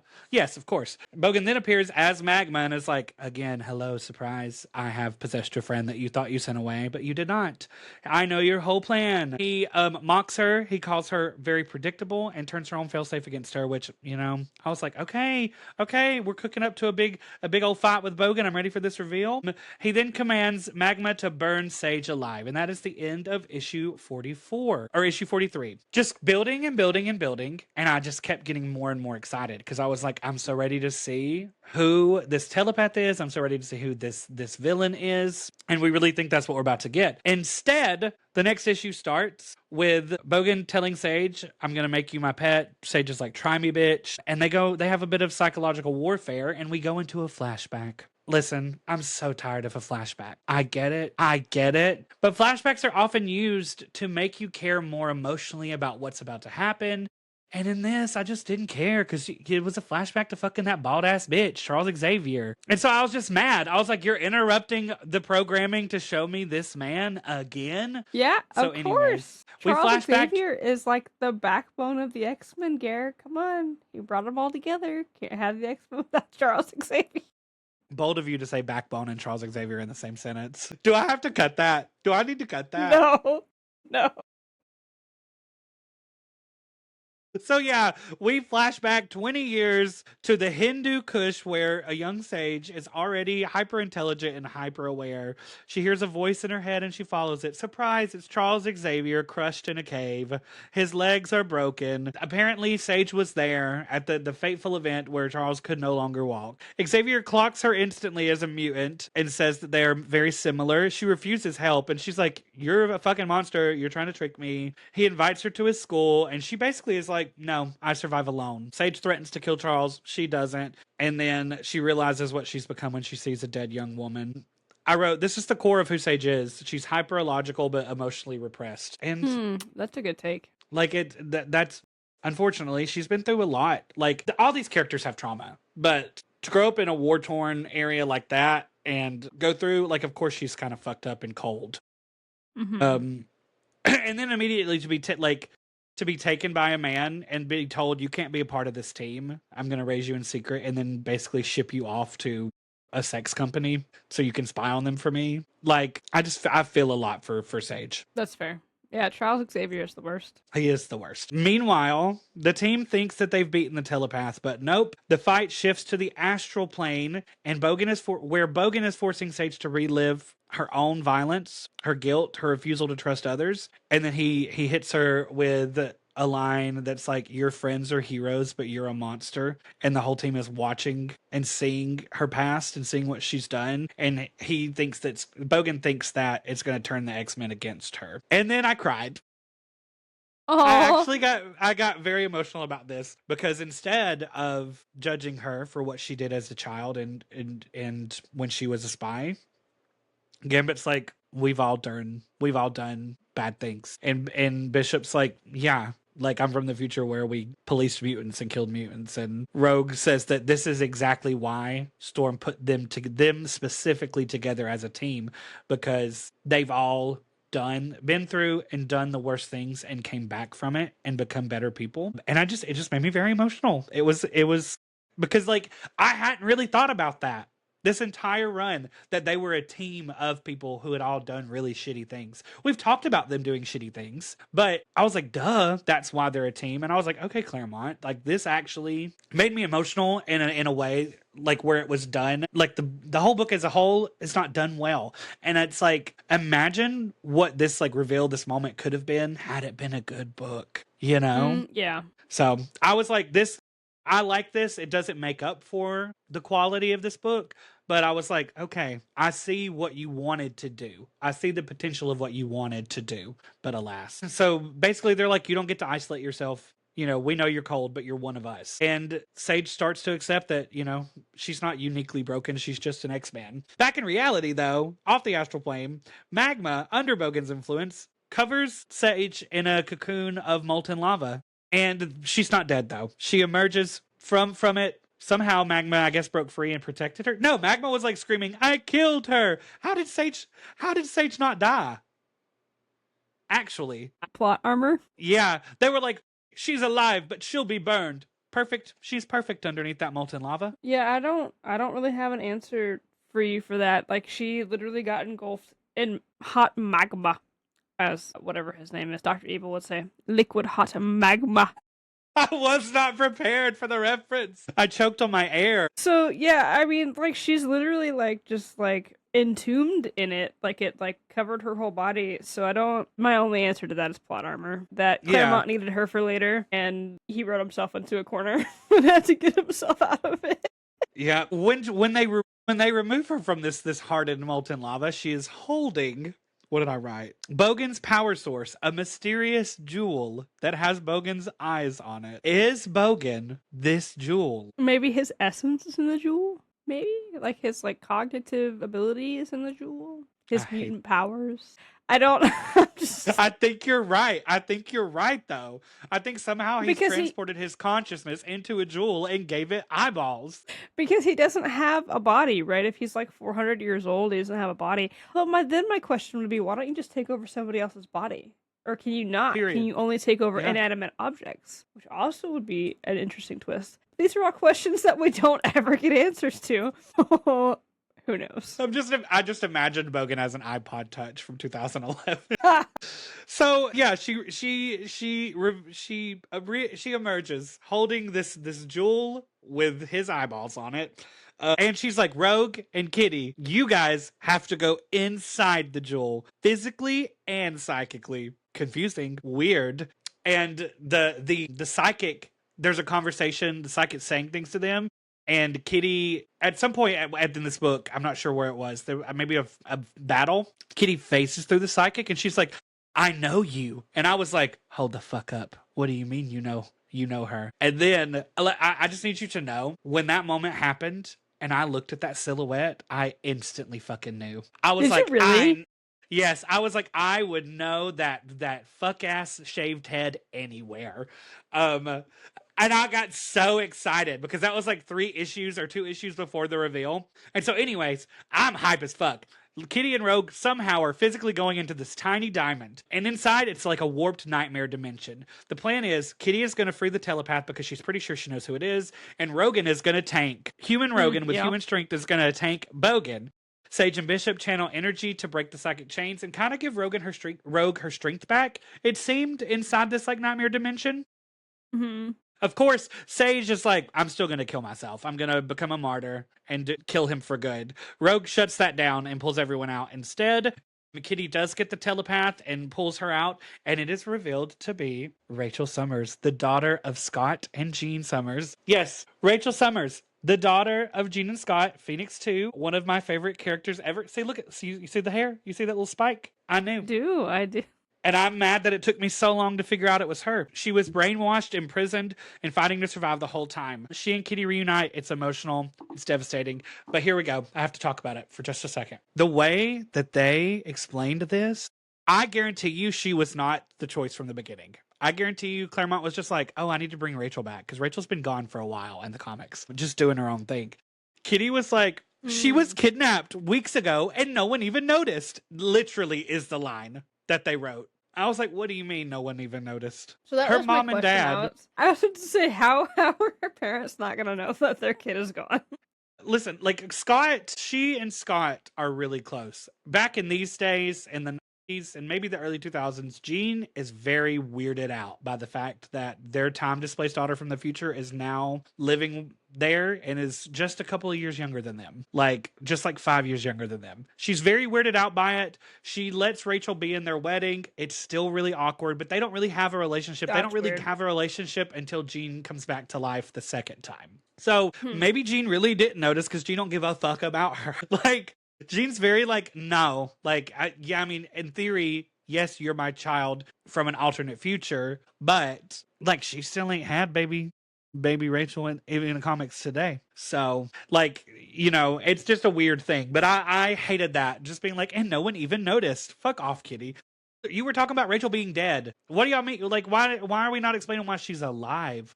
I was very annoyed by that. So I think that's some homework I've got to do, is figure out, when was Rachel brought back to life? Why wasn't it acknowledged until she suddenly was revealed to be Bogan's telepath? And then they were like, she was here, but she got kidnapped and no one even noticed. The whole time. What do you mean she was here? I'm so annoyed by it. So annoyed. I was very happy to see her. Glad she's back.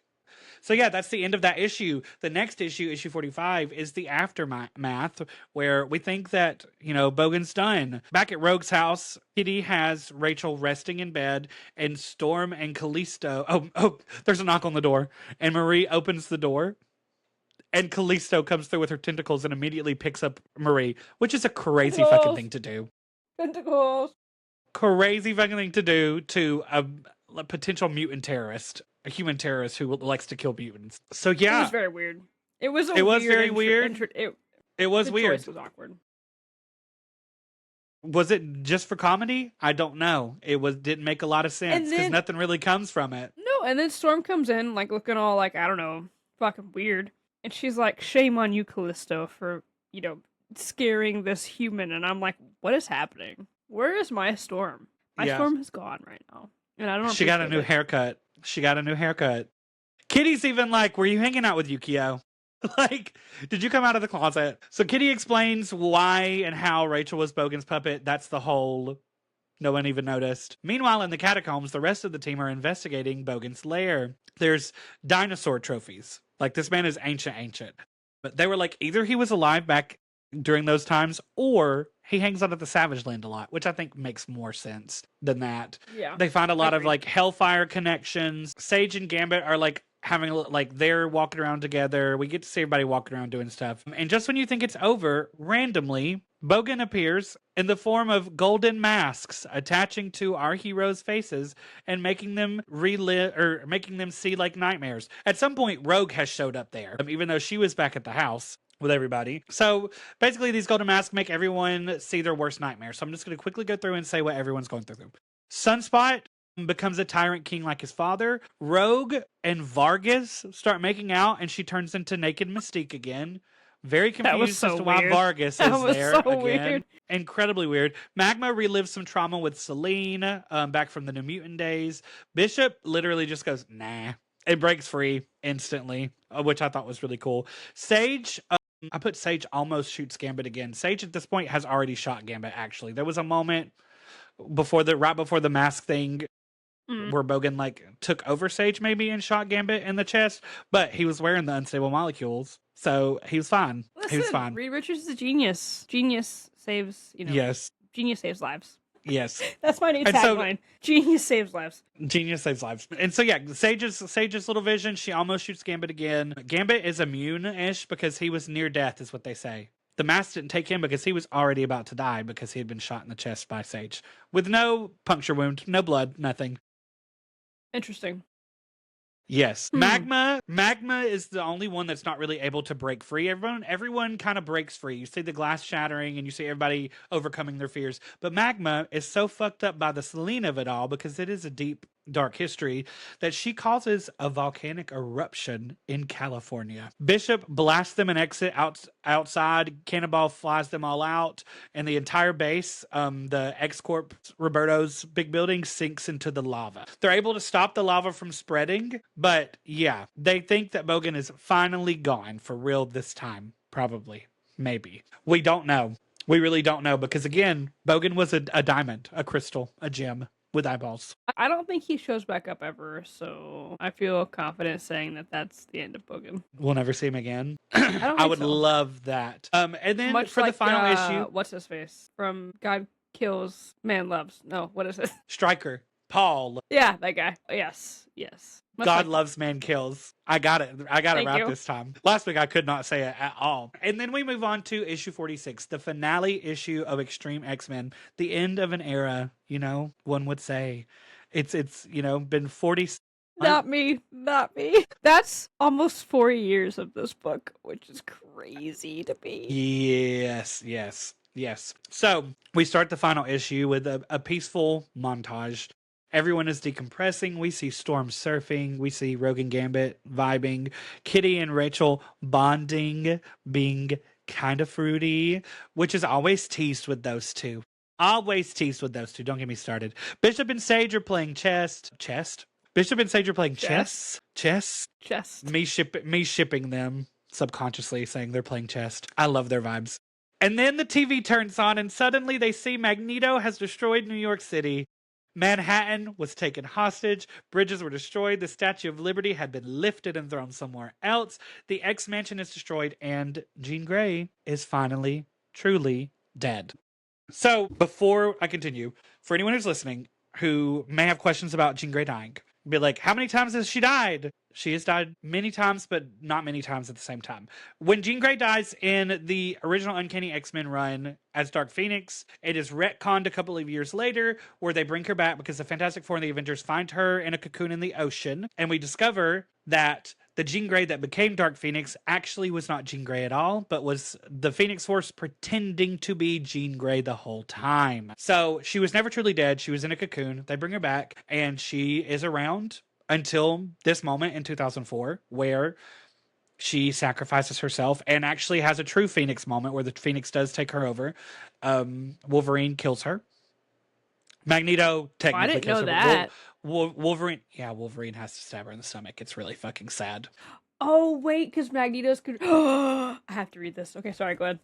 Yeah. Drama. The angst. Yes. I'm here for this. Okay. Yeah. Jean's, does what Jean does and sacrifices herself to make sure everyone else lives. It is really sad, but it is the time that Jean actually dies, and she is gone publication wise for 10 to 13 years. We see her again in Phoenix Endsong, which is a mini, where Phoenix brings her back to life, and she's just like, no, and immediately dies again on panel. But Phoenix does use Jean's body and image a lot. So anytime the Phoenix shows up, she pretends to be Jean Grey, but Jean is gone for 10 to 13 years, real time, our time, and doesn't come back until that's crazy. Yeah. That's why Emma Frost was brought to the forefront, because they needed a telepath and they needed Scott to have a lover. So they brought Emma Frost and slowly built up to Jean's true death. Yeah. That's so long. 10 to 13 years? Mm-hmm. We get time displaced Jean Grey from the past in All New X-Men, but eventually that storyline ends up with Phoenix Resurrection, which brings Jean back, and I think it's 2017, maybe. It's the run before Krakoa when Jean gets brought back. I feel like I've read some All New X-Men. I read some sort of X-Men where like it was like they brought them back, but they're like time displaced as teenagers. Mm-hmm. Is that Brian a Michael run? Bendis That's a run, right? Okay. Yep. Okay. Brian and Michael Bendis. And like Jean and Beast like have a moment, and I was like, what is happening? I vaguely remember this. This is also like 15 years ago, so I could be just talking out of my butt. I don't know. No, you're not talking out of your butt. It's a very real thing. It actually happened. Thing. Oh, okay. Yeah, okay. they date for a while in All New X-Men. That's crazy. That's and crazy. Disgusting.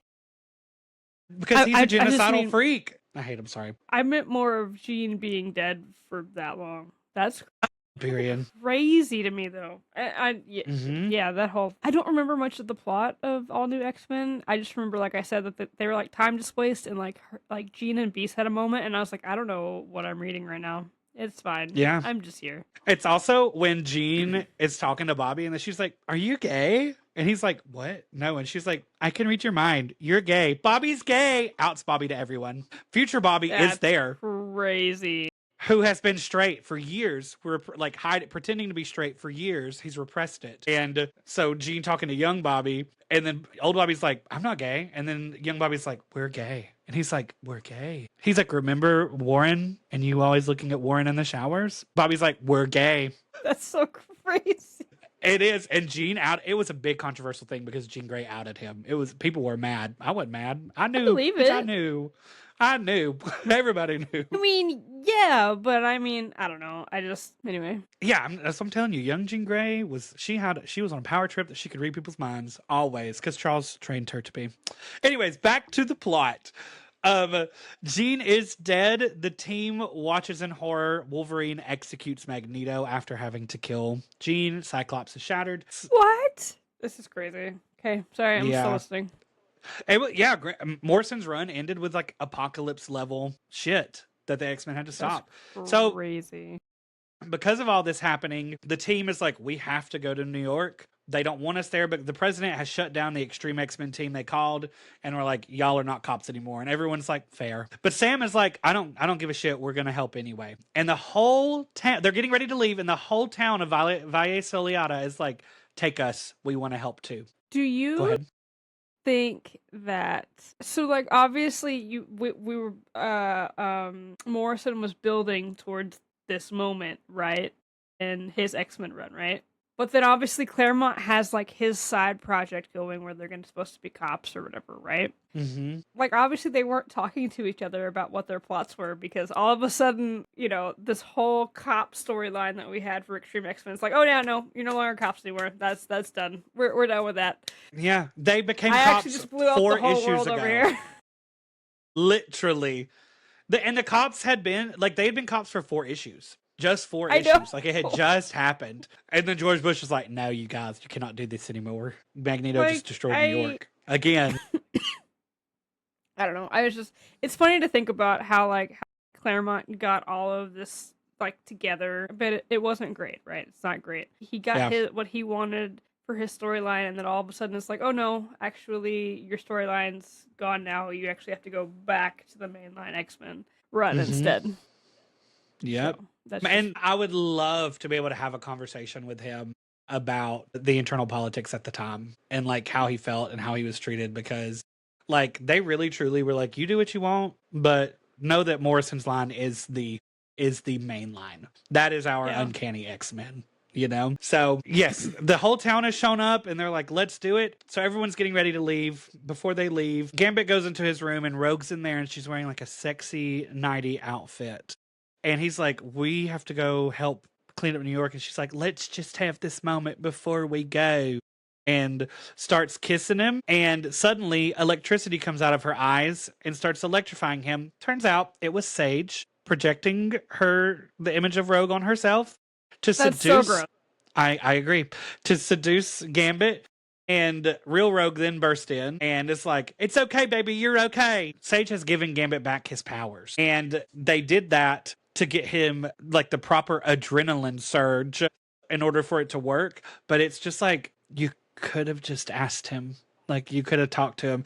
Without his consent, they gave him his powers back. And then Sage is like, Rogue, do you want me to do this? And Rogue's like, we gotta go. Let's go. So, for whatever reason, Rogue is not wanting her powers back. Because she wants to be able to touch him. Yeah. But also she's not, like, it's crazy to me that she gives him no form of consent at all throughout, like, it seems like this run, just in general. She brought him back from the dead. Like you said earlier, she brought him back from the dead without him wanting to come back. He was ready to go. Like, giving him his powers back kind of a thing without even asking. He's just like, oh yeah, here's your powers. Like, let me just give them back to you.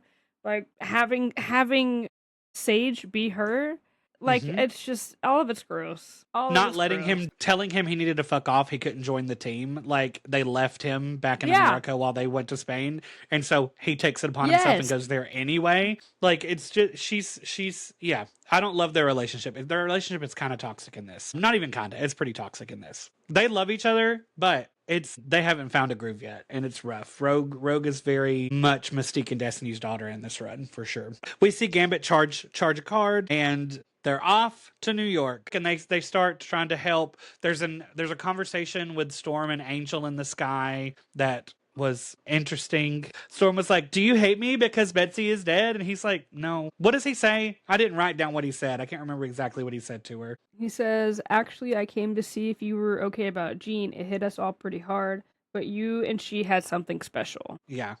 That's another thing that bothered me about this, is that I know that they had to charge into like help mode, but we really did not get to see anybody react to Jean's death at all. Yeah.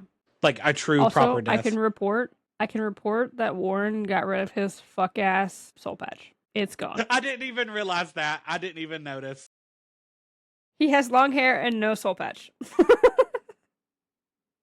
So, they clean up everything, and the Xavier Institute is being rebuilt. Rachel announces that no one should call her Phoenix anymore. She's now taking on the moniker of her dead mom, Marvel Girl, which was Jean's original name. Everyone starts healing. There's found family vibes, and then at the very end, they're having like a dinner. And the Extreme team is having like a dinner. And Storm basically is like, things are worse than ever. Humans fear mutants more than ever. The war might already be happening, but the X-Men must stand anyway, even if both sides hate them. She offers up the XSC badges, the next evolution of the team.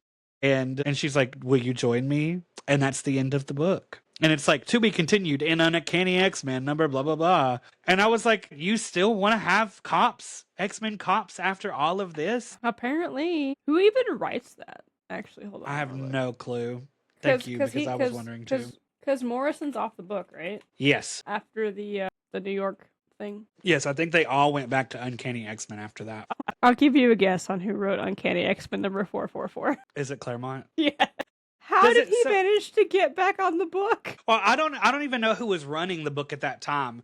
But the team was strange at that time. I'm pretty sure it was Havoc, Polaris, Juggernaut, Iceman, Angel. Like, I don't remember who was on the team on Uncanny while New X-Men and Extreme X-Men were going on. They took all of the big names off of Uncanny and made new books, and then they had like just like a C team for Uncanny during this time. Okay, hold on. I'll tell you who's in. Because I was trying to see when it ends. Like, I went to like 460, and he's still the writer on it. It's crazy. Wow. So, like, on issue, I don't know, we'll just say 448, right? You got Bishop, Rachel, Kurt, Tessa. Oh, that's Sage. Storm, Captain Britain, Megan, Panaku. Yeah. Viper.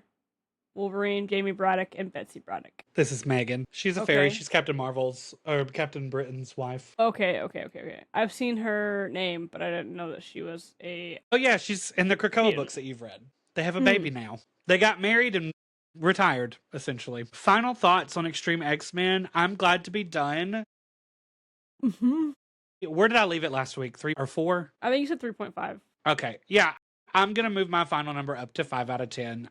It's not a passing grade for me, but I had enough fun with this final arc that I was like, okay, you know, it wasn't hard for me to read. And I liked enough aspects of it and getting to see other sides as a supplement to Morrison's that I'm going to put it at a 5 out of 10. I will say though, that without knowing all the other stuff and how this tied in, it probably would have remained down lower than that. If I'm being real, I mean, I had fun. I was glad that it was, and I don't know if I enjoyed it or if I was just so excited that I was like, oh, I have 7 issues left. Oh, I have 4 issues left. Oh, I have 1 issue left. And I was just having a good time because it was ending, you know? But either way, 5 out of 10. Plus getting to see Rachel back helped a lot for me. Even though she barely did anything. That's fair. As someone who doesn't have as much X-Men knowledge, and honestly, this is going to take away from it for me just because, like, I didn't read anything until this morning, and I felt like I was rushing to finish it. Mm-hmm. I'm going to lower it again. I'm going to give it, like, a 4 out of 10. It's just not for me. It's not a good book. I wanted it to be a good book. Yeah. It did have some really good moments. The second week that we read, really enjoyed that stuff. The rest of it, not so much. Yeah, it missed a lot of marks for Chris Claremont to be on the book and it to be this bad was rough for me.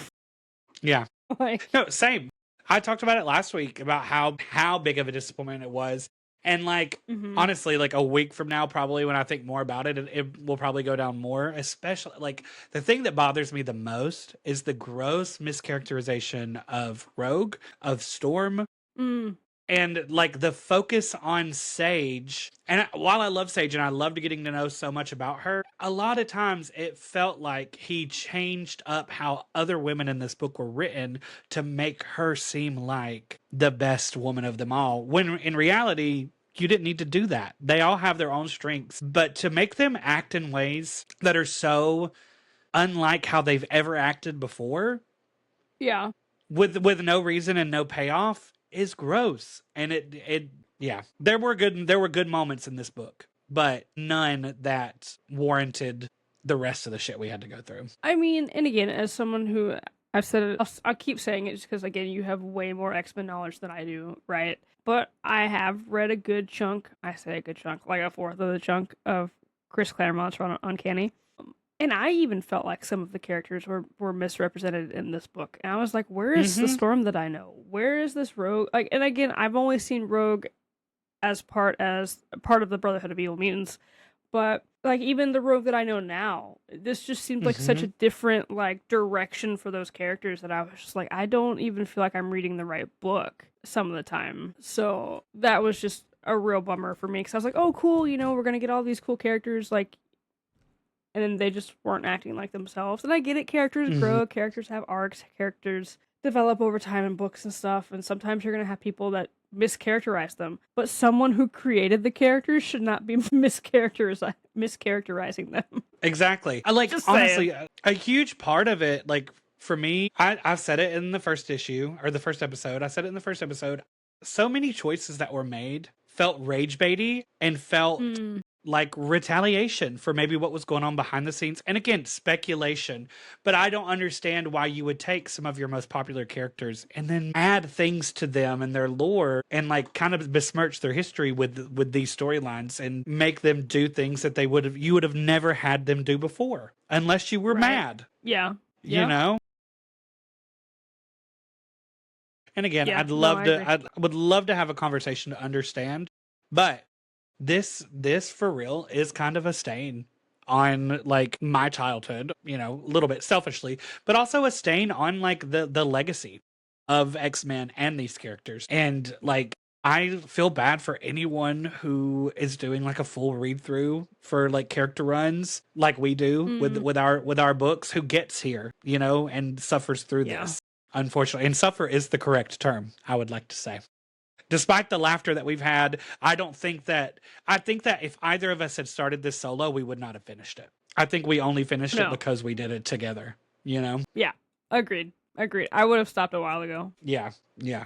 I mean, I probably would have stopped at the 5th issue after that first arc. Honestly, I certainly would have stopped at Savage Land. I'm just, anyway. But what's that word? I don't know, what is that word? Something about death. Doesn't matter. It's like, what does memento mori mean? Memento mori? You're asking me questions. You know what? It doesn't matter. I'm glad. Hold on. I got it. Remember that you must die. Yes. Memento mori to X-treme X-Men is basically what I was trying to say. I'm very glad that we are putting this in the ground and we are going to move into something more fun and brighter. And I'm really excited about the family vibes in Mark Waid's Fantastic Four, which we're starting next week. I'm so excited for you to read Fantastic Four. I know that you've read some, right? Like you've read like a little bit of it, but like. And I've told you multiple times. I've said it a couple times on the podcast. Like Mark Waid's run is my favorite run on the Fantastic Four. Like I love his run so much. It has everything that you need for a good Fantastic Four story. He makes Doom scary again. Like it's just you're gonna have a blast. I'm so excited. We are gonna start. Go ahead. Oh. We're starting on issue 60, which is actually issue 489, and we're going to read issue 500, which is 12 issues, 11 issues? 12. And 12, and that's the longest, like, run we're going to have. The rest of them are going to be, like, 7 to 8. There just wasn't a really good stopping point for me to, like, stop it there. So. Okay. Well, I'm so excited to hear that, because if this month taught me anything, is that we cannot feasibly do 17 issues a week. No. And in a way, like reading that much in a week casually is fine. But reading it for a podcast that you have to take notes on and remember enough to talk about to people is so hard. So freaking hard. So yeah. Love you so much. Kudos to you for sticking through it with me, and for being kind and not being mad at me the whole time, because I was mad at myself the whole time that we were doing this. Don't be mad. The whole time. Don't be mad. No, why? Because it was, listen, 17 issues of good comics is one thing. 17 issues a week of really bad comics is rough. So I'm very excited. I'm so excited about Fantastic Four. I'm very much I talked about it in, I don't know if you've seen the TikTok I posted yesterday of my little comic shop haul, but I talked about how I don't know how it's come over me in the last like few weeks. I'm very into Doom. Like I'm really into Doom and excited to see more about him. And so you saying that it makes him scary? Well, I'm stoked about it. And it has nothing to do with the movies. Yeah. Like I'm excited to see him come up in the new movie, but that's not why I'm into it. You know, I've read 20 issues of the Lee and Kirby run. I've read 5 or 6 of John Byrne so far. I read 3 or 4 of the run that turns into Claremont and LaRocca, and I stopped reading that when we started reading this because I was like, I can't do this. I can't let my first run of Fantastic Four be Claremont because it was around the same time. And then I've read a good chunk of Ryan North's 2 runs. So all of the current ones, and then I think like 11 issues of the first one. So I'm excited. I'm excited to read this one since it's your favorite. I don't think I realized it was your favorite. I'm very excited about that. A lot of people will say Hickman's is their favorite, and they're wrong. They love Johnny. They love their Johnny. I will die on that hill. Listen, I'm not saying Hickman's run isn't great. It is. There's a reason people talk about it a lot, right? Because it's great. But you and I have talked about it before. Hickman starts here. He starts up here. And it stays here until you get to the end. And then it slowly just kind of like goes down a little bit because he can never find the landing. Yep. So that's my complaint. You ever heard of Krakoa? You ever heard of Krakoa? He said, peace out. He created, listen, you're so right though, because like Krakoa is one of the best things that's ever happened to X-Men. That he started so high, the building of that was incredible. And then as we got 2 years into it, he was like, I gotta go. I don't know how to end this. Goodbye. And he left it in the hands of Dugan or Duggan, however you say his last name. And you know, I don't hate it, but a lot of people do. A lot of people do hate it. You know what I just realized? A lot of writers that have written the Fantastic Four have also written the X-Men, except for Mark Waid. I don't think Mark Waid's written X-Men, but like John Byrne, right? Mm-hmm. Claremont. Matt Fraction. He didn't write like the X-Men title, but he wrote an X-Men title, right? I wonder what it was. I've seen it might have been Uncanny actually. It looks like Fraction wrote Uncanny 500 to 511 and probably more, but that's just what I found so far. So Let me see what that is. I want to get to a place where you can tell me a number and I can tell you what era it is. Alas, we're not there yet. He wrote during the Manifest Destiny time period. Okay. Period. That's where they all like moved to California and they operate from there. I don't think that Dan Slott's written any though. I don't think that I think he was doing like Spider-Man for a long time. So What have I read? Said, like a lot of writers have written both, which is Crossed cool. over. Yeah. Slott wrote She-Hulk. That's what I wrote of Slott, right? Read of Slott. He did write some She-Hulk, yes. Okay, yeah. Also, I've been seeing your little Sue dangle, and my little Sue is always like right here on the desk beside me. Jen was so nice for doing that. It's so cutie. She is. She was very nice for doing that. I felt so bad, dude. I had a bag full of stuff for her, like little like beads and stuff, and like some Aquaman comics to give her, and I left that fucking bag on the counter. And we got to Milwaukee, and I was like, Jen, don't kill me. I forgot the bag. Well, y'all are so close that y'all can have a planned meetup one day, right? Mm-hmm. How close are y'all? Mm-hmm. We're both about I don't want to dox her. We're pretty close. Period. It'd be an easy meetup to do, essentially. Correct. Mm-hmm. Cool. So yeah, X-Men is over. Fantastic Four is beginning. What do you have to offer pop culture wise this week? You know what I read, Gare? I read Fantastic Four #9. That is what I read this week. Listen, I've had my troubles with Ryan North's run, his second run on the Fantastic Four, because it just hasn't been as good as the first one, okay? And I think that Marvel did something. I don't know what Marvel's doing over there, but like, I'm gonna sip the conspiracy tea here for a minute because he was cooking, and all of a sudden he's like, "Oh, let me write actual arcs now," and I'm like, "Let's go back to individual bottle episodes. I'm down for that." And he's like, "No, I'm still gonna write arcs. Fine, whatever." But he brought Malice in. He brought Malice back in. Let me rephrase. And it's not the Sue Storm Malice from the 80s, John Byrne. He brought Malice from a parallel universe, which is fucking cool. And she killed the whole planet, and including Johnny. But then before she killed Johnny, she like lobotomized herself to not feel regret. We'll go with that. Empathy at all, like anything. Any emotion. Thank you. And so then, like, we start at issue 9, and like she's already defeated the Fantastic Four. That was fucking crazy. Mm-hmm. She had defeated them in one page. And then she's like, actually, nah, I'm going to play with you guys for a little bit longer. I don't want to kill you guys immediately. And then she made a whole army of Malices from bending light, which is also crazy. She's insanely powerful and very, very scary. And I'm kind of upset that somehow she's not going to be... She only has one issue left. But they also, like, tease that they might make the Sue in our universe like that Malice. And I was like a little bit here for it. I was so here for it, actually. Mm-hmm. But I wouldn't know how they would get out of it, right? But I was like, I'm here for this. Let's do this. I'm ready for two Sues to take on the world and them to, like, terrorize everyone. Obviously, it didn't work out, but anyway, it was just a really, really good it was a really good episode. It was a really good issue. I think Ryan North is back to cooking. I'm a little bit happy also that Ramos is no longer going to be on art, at least for the next couple issues. They either have a guest artist or he is no longer doing the art. His art's not my favorite.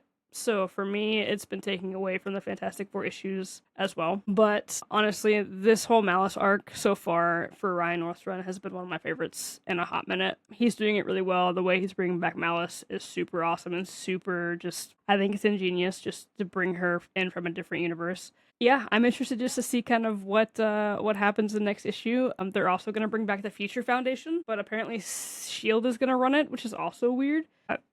Anyway, I'm still excited. It was a really, really good issue. I love the Fantastic Four. Gare, what's your pop culture reference? Before I dive into it, I do want to say the scene where where Malice has created the army of Malices and how they fought them. Listen, what I've seen the most in Ryan North's run that I love the most is how he employs their powers separately and together. And just how he writes the teamwork scratches my brain so well. Like even like this first issue in this current run where they went back in time and they Doctor Doom and the repeating thing, like just the way he does it, he's so incredibly smart, and you can tell how much he loves these characters too. And that this scene with the Army of Malices really reminded me of that. Very sick. The lobotomy scene where Malice was about to lobotomize our Sue was terrifying. So scary. Malice is terrifying in this, but I'm having a blast with it, and I barely know these characters. Like, it's good. So my pop culture of the week, once again, is a television show, this time Netflix. It is a new horror show that came out on Thursday called Something Very Bad Is Going to Happen. And I cannot really talk about it without spoiling things, so I'm going to pitch it. I'm going to pitch it in a way. So the show is about this couple who are 5 days away from getting married. The groom comes from this very rich family, and he has like the perfect parents who have the perfect relationship, and he's very much all about love and finding your soulmate and protecting one another and being like the perfect couple. Like that's his image from childhood. She, the bride, who is our main character, has a father who she does not speak to, and her mother passed before she was ever even able to form memories of her mother. So she does not have a good description of love in her head and what it looks like. But she says that like this man that she's with right now is the only man who could have ever gotten her down the aisle. The show starts with them on the way to his family winter house in like these snowy woods in the middle of the country. It's very ominous, weird. They're driving down snowy roads at night, and they're like telling each other stories, and they pass a little like snow cone or a custard shop in the shape of an ice cream cone. He was like, when I was growing up, these were everywhere. I forget the name of Goldies or Coldies. Coldies is what it is. And he's like, they don't work anymore because the guy ended up being a serial killer. And he tells her, they listen to this podcast, this horrific story of the serial killer in this area that he grew up in. And so the vibe is already weird. And she is a very superstitious person, and she is like convinced that something very bad is going to happen.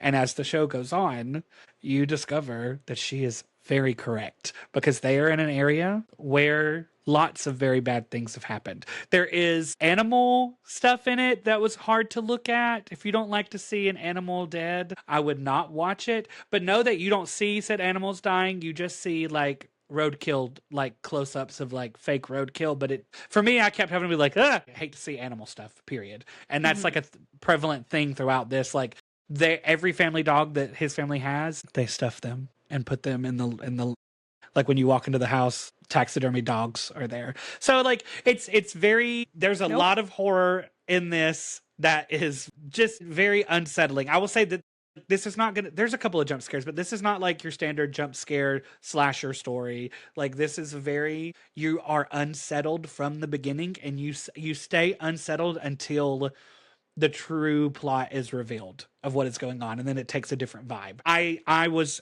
enraptured. I started it Thursday night. I watched an episode, and then the next morning I was like, I'm gonna watch episode 2 with breakfast. I watched it all day long at work while I was doing paperwork. I finished it. Like, I watched all the way through on Friday, and it's fantastic. It's spectacular. It's funny. It's very scary. It is very scary, but the acting is phenomenal. They really gave their all. It's also the first production from the Duffer Brothers, new production company, the guys who made Stranger Things. It's their first project. They're not the writers or directors, but they produced the show. And I can tell you get that, you understand like their fingerprints on it, how addictive it is. Just, yeah, it's a really good story, and I hope a lot of people watch it because it's a lot of fun. But that's it. That's my pop culture for the week. Cool. No, it sounds really, really good. I might have to see if Chris wants to watch it. Y'all should absolutely give it a try. It is the first. Listen, it's just crazy. Do you like true crime stuff? Do you like the vibe of a true crime podcast? I think that you will enjoy this. But when I tell you that the story that you start with is, oh my God, it's just crazy. The way that the plot develops, I was like, oh my God, like I just had so much fun with it. And it is, yeah. I think you'll have a very uncomfortable blast with it. That's how I would describe it. I could not stop. because I just had to know what the fuck was going on.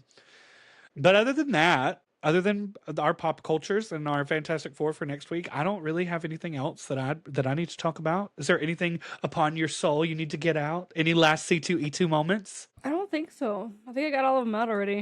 I think I got them all out. Well, same time next week. Same bat time, same bat channel. Period. Bye. Bye.